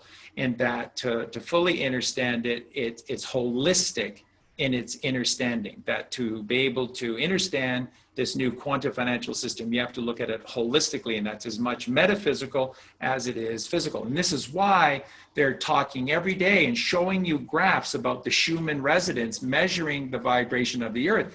And guess what's happening to Mother Earth? Through all of this change and all of these good things that are beginning to happen, do you see what's happening to the Schumann resonance of the mother? For ages, it has been 7.83 hertz. That is a very low, slow vibration. That is a very physical experience, right? You look at the mother, there's a mountain, there's a tree. That's very physical. It's very solid. It's very slow. What's happening now as we come closer and closer to the final takedown of the cabal and this completion of this golden change, that's why they're showing you every day. And you look at the Schumann resonance and it is escalating. And the reason is because it has less matter and more light. This is the key to everything. Look at the food that we have been talking to you about today. Everything that they tell you to do is heavy, heavy, heavy foods. And heaviness creates weight, and you're weighted to the ground through your ankles. And as I said on another show, if you look at anyone who doesn't practice any breathing, doesn't connect to God in any way, just look at their ankles, male or female, look at their ankles. Their ankles are horrific to look at. Why? Because they're always, I guarantee you, they will all be bloated, inflamed ankles. The ankles of Egypt, the ankh and the ankles of Egypt are what connect you to the earth. And the only way to free yourself from the earth and allow her and you to rise to the Father is you have to become light, lighter than air. And that is putting lightness into you, which is a holistic understanding. So when you're drinking orange juice, orange angel, that is a golden creation of the Father, and that is making you less matter and more light. And by the way, what happens when you have less matter in you? The crap that goes on in the world out there just doesn't seem to matter much anymore. Matter matters. Less matter, things just don't matter as much anymore. Do you get it? Do you get it? Do you see this connection, how this all works, how it's all holistic? So one of the things that Colleen and I share with you and teach is this importance of chanting. And you can do this through virtually everything that you're doing, just like Colleen and I do, sitting around the fireplace at nighttime outside, and it's just chanting. What we like to focus upon and chant upon are the 5 vowels, because if you kind of look at the alphabet and the 26 images representing the hieroglyphics of the alphabet, you essentially have masculine-based imagery and you have feminine-based imagery. Well, the vowels are feminine. And the reason that they're feminine is because these vowels are providing the sort of the emotional energy to our existence. And so there's emotion in Vowel. that. That's right. That's right. Taking the vowel to the L. And so they're full of emotion. So what we do and what we chant with is this chanting of these emotional vowels, but controlling them with the higher mother, because there's the 2 feminines. Everything is a duality. So there's Mary, the pure virgin, and there's Mary Magdalene who fell. She's beautiful. She's amazing. She's what we need to rescue. She's what we need to rise, and she will show us the way. Mary Magdalene is so beautiful and so important, but she was tricked and she fell just like the rest of us. And so we, the hero, must come and rescue her, okay? So what we do when we chant is we're adding the M to the 5 vowels. So this is symbolic of controlling the 5 physical senses, the physical body, through the mind. M for mind, M for the Virgin Mother Mary, who rises, the Kundalini rising, and has the alchemical marriage with the Father in the chamber of the bridegroom. This is the B ride, the bride, the B ride, the letter B, which is the sacred feminine, to the G room, groom, bride and groom. What's the last chamber in the 3rd ventricle of your brain? It's called, look in any medical dictionary, it's all the same, the chamber of the bridegroom. Yep, check it out, check it out. Chamber of the bridegroom. It's the B ride to the G room. G for God, God room, B ride, bride, sacred feminine, okay? And she has to rise. And she can only do that when we're lighter than air, all right? And then this is this unification of 2 worlds as one. The unification of 2 worlds as one. And we achieve that through becoming light. So what the food we eat, absolutely powerfully the food that we eat is giving us matter, where everything matters, and our ankles, our uncles are all swollen. Or you're eating golden foods and you will become lighter than air and you will rise. Your breathing determines whether you're going to be filled with matter and everything matters, or you will rise, you'll be light by the breathing you take and by the chanting that you do. And it's this easy. So you're going to love this when I point this out. This is the truth in plain sight. But look at your vowels. A, E, I, O, U. What's the beginning? Is the beginning of all things, the creator, the father, the alpha. A is the alpha. What's the end? The U, which is the U catastrophe, where you turn catastrophe into victory, which is up and to the right. You see how it goes down and to the left, and then everything changes, turns on a dime when you let go of your dime brain, the left brain. Everything turns on a dime, and we go up and to the right, and that's called the U catastrophe. A-U. A-U. What is the symbol for the AU is a representation of what? What element? Gold, gold, gold. And this is what you must do, is you must control your emotions. You must control the Mary Magdalene, which is beautiful, but out of control, with the M. And Josh will tell you, the M is there for a reason. it is mother, it is Mary, it is maritime, it is motion, it is movement, it is magnetism, and it is the 13. It's the 13 of 26. It's the 13 of 26. It's the middle way. What did we just show you? Jesus pointing here and here, mother, father, heart, heaven. Heart, heaven. Add the breath of God to earth, you have hearth. Hearth is this place above the fire, and that is the ether, and that is heaven. So you add breath, the breath of God, the breath of life to the earth, and you shall rise. So it goes like this. Ah, because the phonetic of the A is ah. The phonetic of the E is A. The phonetic of the I is E, O, and oo. These are the correct, not this bullshit lie of the Western world where they've changed them on us. Every other culture has phonetically pronounces them the correct way. So it is a, e, o, oo. And when you add the M to them, it sounds like this. And you could do it two ways.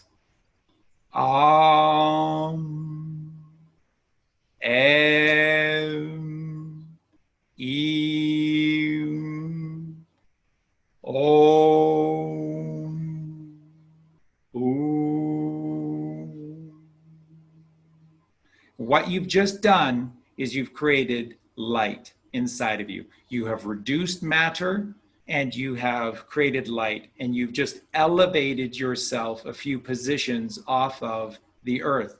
And there's another way to do this, and this is the way that we like to do it, and this is the confluence of the vowels as one completed with the M. So, and you'll just get better and better at it the more that you do it. So you can make it as one sound. So it is this.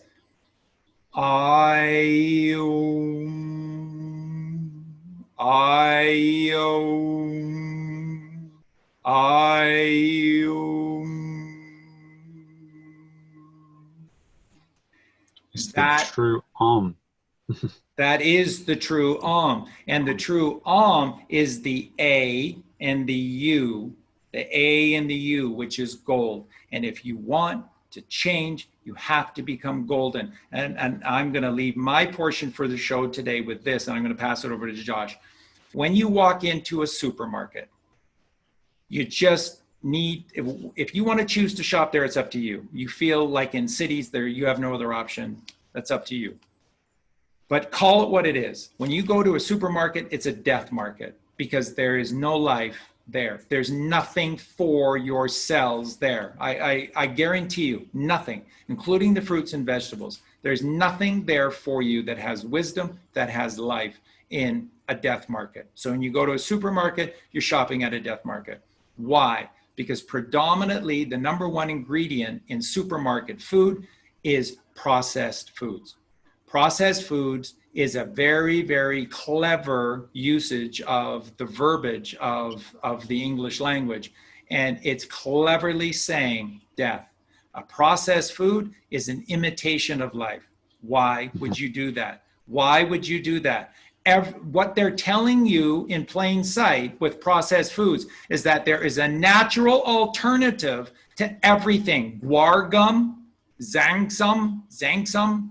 You got to have things stick together and congeal until you add all of the, yellow dye number this and red dye number that and whatever. All these things, by the very nature of calling them processed, means that there is a natural alternative. It means that you are slothful. When you shop at a supermarket, you are not righteous. You are not virtuous. You are slothful, and that is lazy. You are taking the lazy midbrain approach to life, and you are accepting a corporate who does everything for money and profit. You're accepting a corporate alternative to the natural creation for your food. Supermarkets are death markets. A fruit and vegetable, they tell you, because of the nature of this globular twirling, tilting, wobbling, spinning earth, that they have to get their fruits and vegetables from the southern hemisphere, and so therefore they have to be picked 6 months early and then ship, and then they have to spray perfume on them to force them to change color and stuff like this.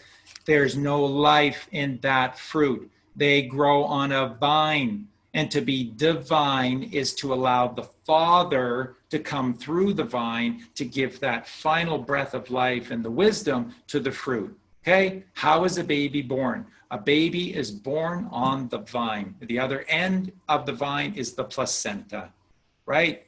And that's where all of our strength and all of our wisdom, and all of our immunity comes from. And the first thing that doctors want to do is clamp it off and cut it as fast as they can in a hospital. Why? Because they're taught to. Why? Because it is the exact wrong thing to do. It makes you dependent upon their system of synthetic pharmaceutical drugs that cure nothing, but only treat the symptoms caused by the actions that they do. You shop at a supermarket, it's a death market. So that was a ton of stuff.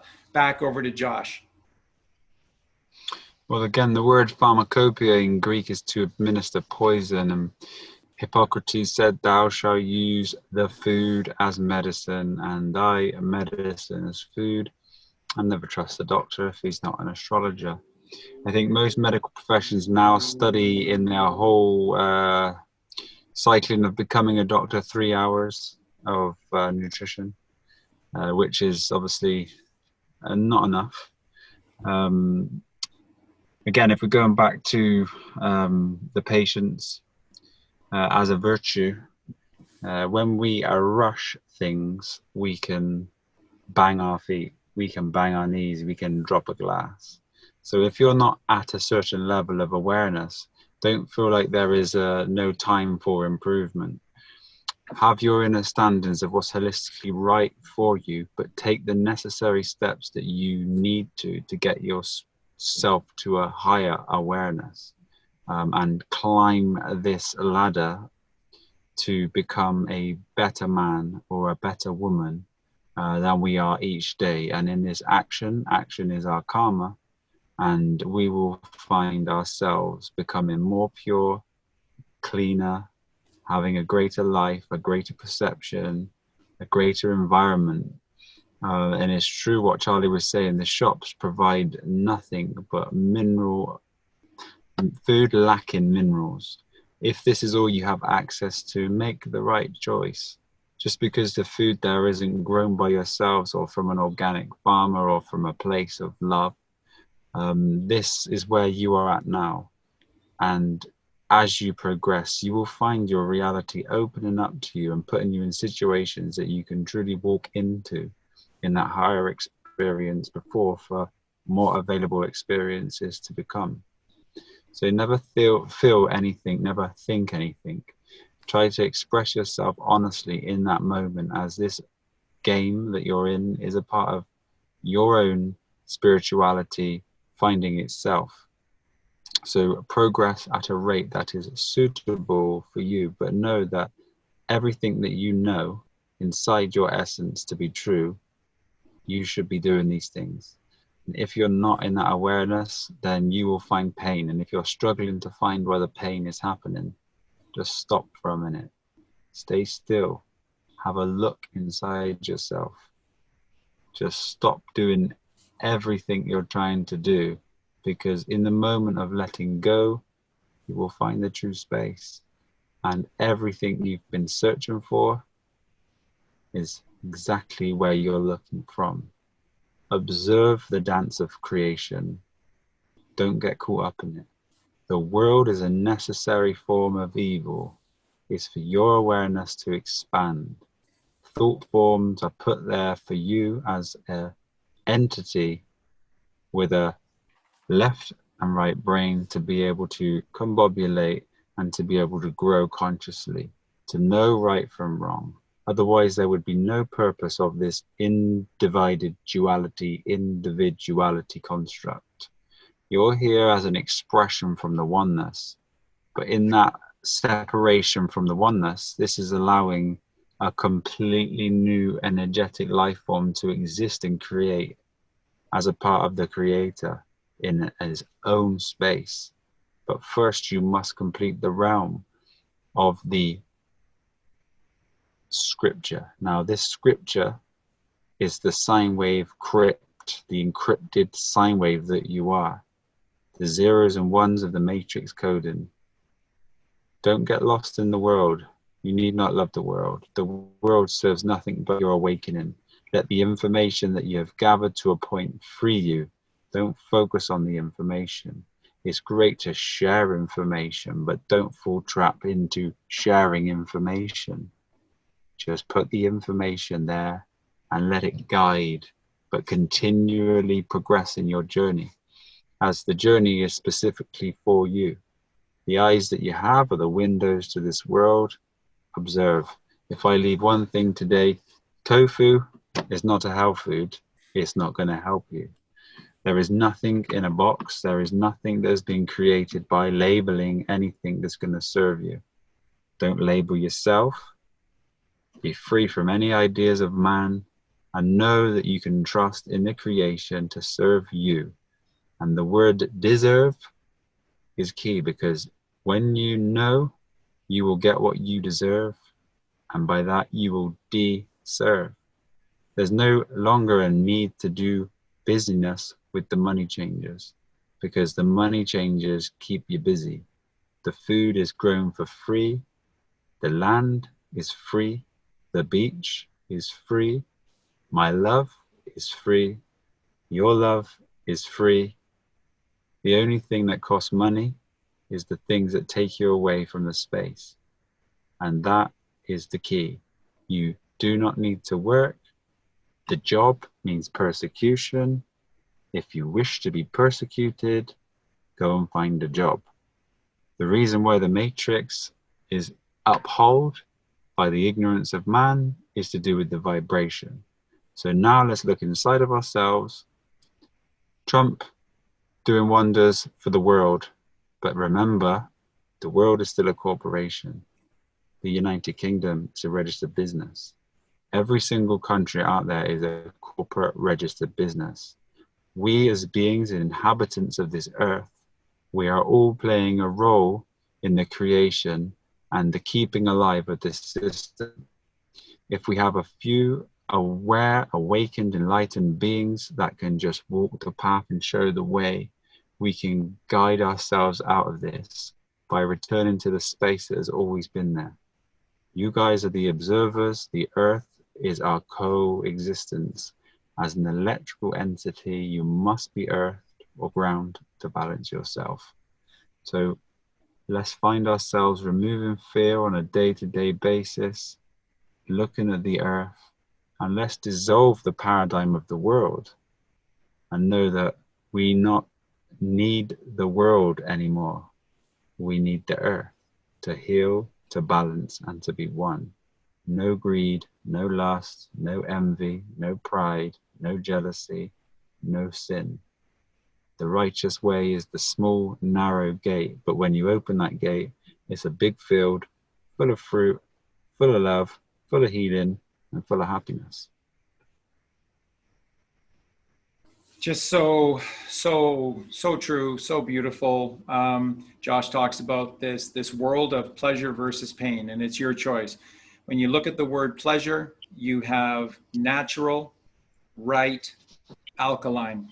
When you look at the world of pain, you have unnatural, left, and acidic. That's your choice in every single moment. Remember, you're always choosing even when you don't make a choice. Okay?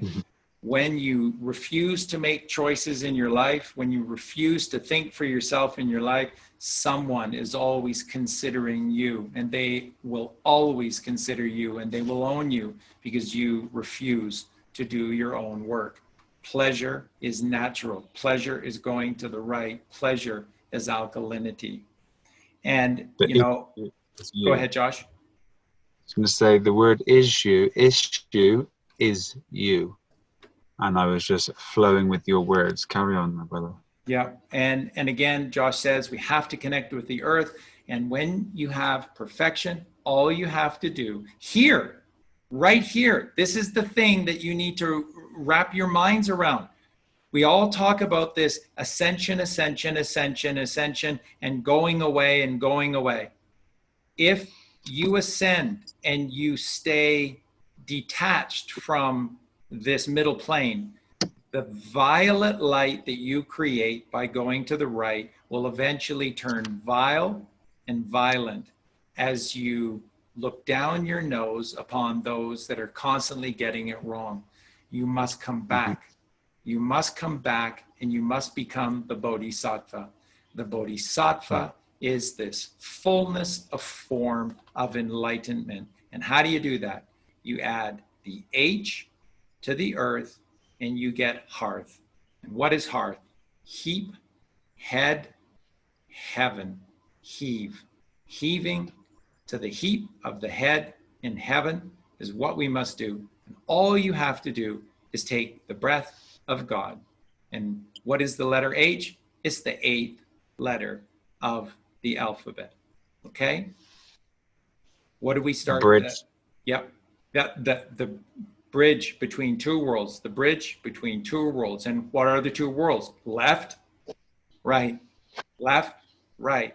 How do you cross the river? How do you cross the bridge?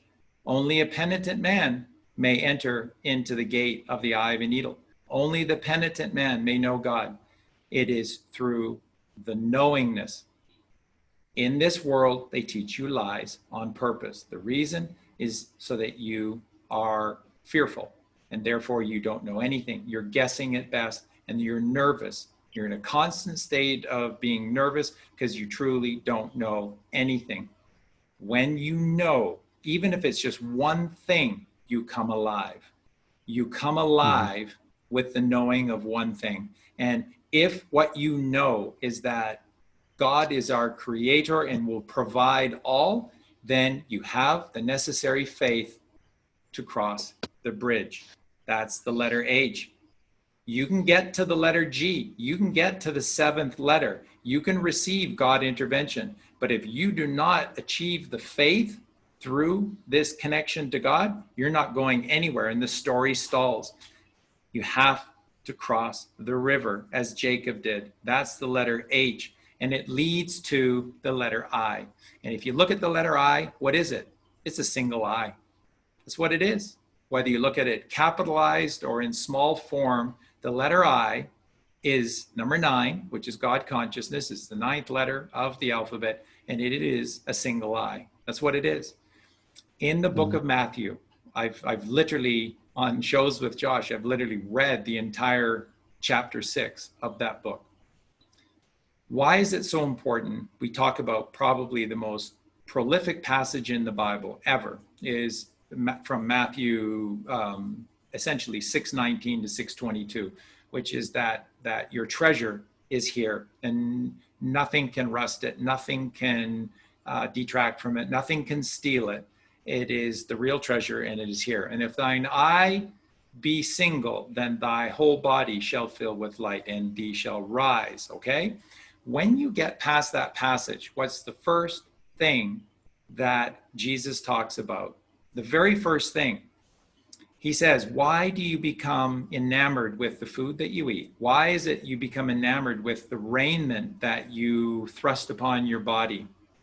Why are you fixated on these physical things? Have you never considered the fowl of the air? For the fowl of the air does not sow its food, nor does it reap its food, nor does it store its food for a rainy day. And yet, the fowl of the air is never in lack, is never wanting, is always provided for by the Father. Are thee not as worthy or more than a fowl? And then Jesus says in 6:25, the most profound statement in the Bible, take no thought for your life.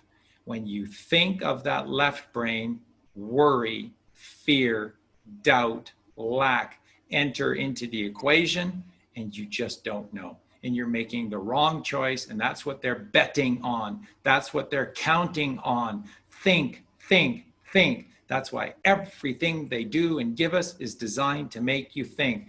Take no thought for your life. And if you're not thinking, somebody has to, and that means it's God. And when you let the creator of all, who sees all in perfect balance and harmony in the eternal moment, think for you, what the heck do you think your life is going to look like? Remember what Josh X, this brilliant man, this bodhisattva, who is here to dedicate his existence to help all of us to expand and rise. What Josh teaches us, all you need is glucose. And when you have too much glucose, it's stored where you need it in your muscles as glycogen. And that's it. That's it. There's only good that comes from glucose and glycogen. Only good. That's it. So if you're a mother out there, you need to recognize that when you buy a murdered animal for its protein, you're giving your body the wrong protein. Your body makes its own protein. Now, if somebody had taught you this from your born day, you would not participate in this raping and this torture and this murder of these animals. We are sharing this with you. We are putting our lives and our reputations on the line. We are guaranteeing you that this is the truth of the truth about your food. All your body needs is a simple sugar, a natural simple sugar, which is called glucose. And when it's stored as glycogen, and that's it. You don't need to think beyond that. And everything your body requires, it makes for itself. The only thing that your body requires to make everything that it needs is a natural sugar. Why would you eat an egg? Why would you eat cheese? Remember, to make 1 pound of cheese takes 50 cups of milk. 1 cup of milk has enough substance in it to make you so mucousy and so imbalanced and so imperfect that your head will spin. 50 cups. This is why when you eat cheese, your brain allows the cheese to enter through the same passageways of the brain that accept heroin. Cheese is crack cocaine. Cheese is heroin. It's literally received by the body with the exact same receptors as is heroin. That's why you love cheese. That's why it is so hard to quit eating cheese. So it's the last thing to me on people's list. They always say, I just got cheese. You know, it's just the cheese. It's such a dangerous substance to man, but man does not know the capabilities of his own experience here. You've been poisoned from inception, from the moment you were conceived. The mother was eating the terrible food, then you were born into this realm, and from birth you've been consuming death. Could you imagine how one would become if they eat the truth and be the truth? And this is, there was an analogy that I wanted to share when you were speaking a minute ago about Pinocchio. Pinocchio was a wooden boy, and he wishes to become a real boy. And how he becomes a real boy is by becoming virtuous. And then the light of the fairy godmother comes into his essence, and he's no longer a wooden, strawman, dead entity. He's an alive being doing the righteous. Now, there was one more thing I quickly wrote down, was the 40% of food. That you were speaking in such a wonderful way, and it's so logical, even for the logical man to perceive that if you consume egg, if you consume a cheese, what would you rather take to a desert island? A block of cheese and a couple of eggs, or some seeds? To be able to grow fruit trees that produce fruit with hundreds of seeds inside each fruit, to produce hundreds of more trees, to produce hundreds of fruits per tree, which produces thousands of seeds each year to reciprocate life.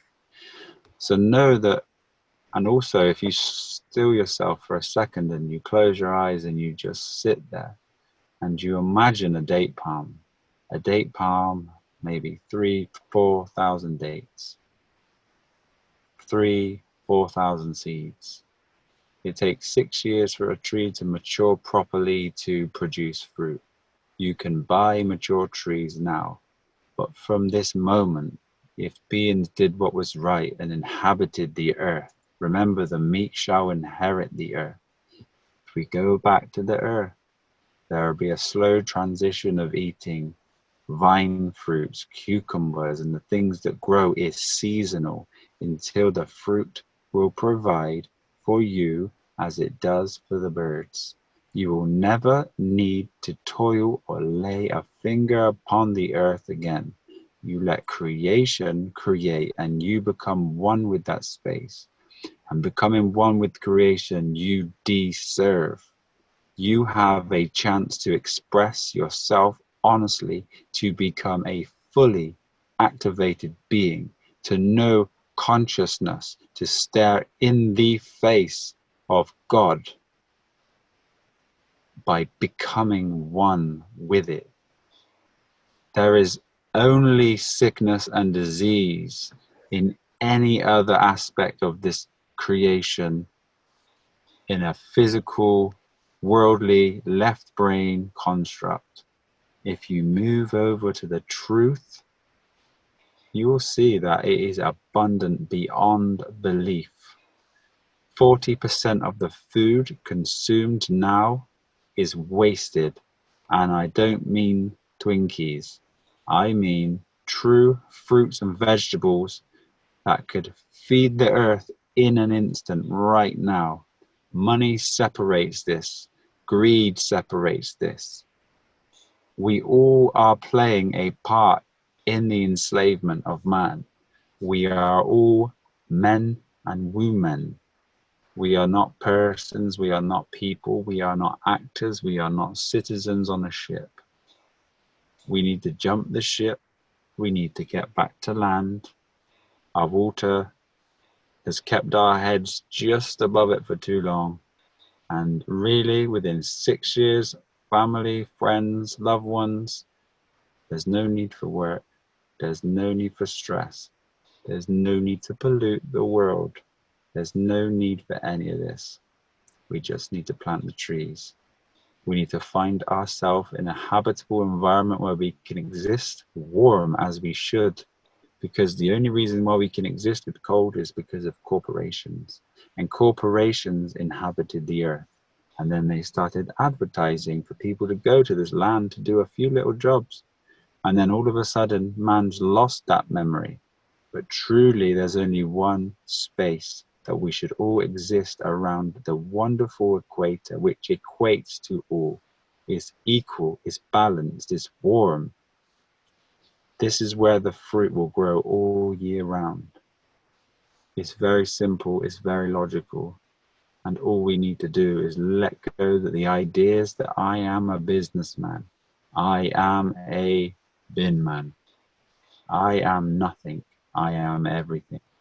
I am I, as you are. Do not label yourself. Become one. I love you all very much from the depth of my heart and my soul. This return is so simple. Do not overcomplicate life. Enjoy the fruits. And do not engage in anything other than the truth. And peace is just 6 years away for everyone. And let me just end the show, Josh. Wow, so beautiful, amazing. Let me end the show with this. Then God said, I give you every seed-bearing plant on the face of the whole earth, and every tree that has fruit with seed in it. They will be yours for food. Genesis 1:29. And let me tell you, this is the only passage in the Bible that speaks to food. Any other passage that you think is speaking to you about food, like 2 fish and 5 loaves of bread, is not speaking to you about food. Bread is manna. Manna is not food. Manna is not solid. Manna is not of this realm. Manna is pure, latent thought of God. 2 fish is Pisces. Pisces is the closest thing to Aries, and Aries is the arising, the re-arising of man. Passover, not Easter, Passover. And that is the 2 fish and the 5 loaves of bread. They're not talking to you about food. We are fishermen of righteousness. We are fishermen of consciousness. And we catch our fish by casting our nets to the right hand side of the boat. And there ye shall yield 153 perfect fish of righteousness. So, with that, let me once again thank Josh, always and forever, always and anon, for all that he does.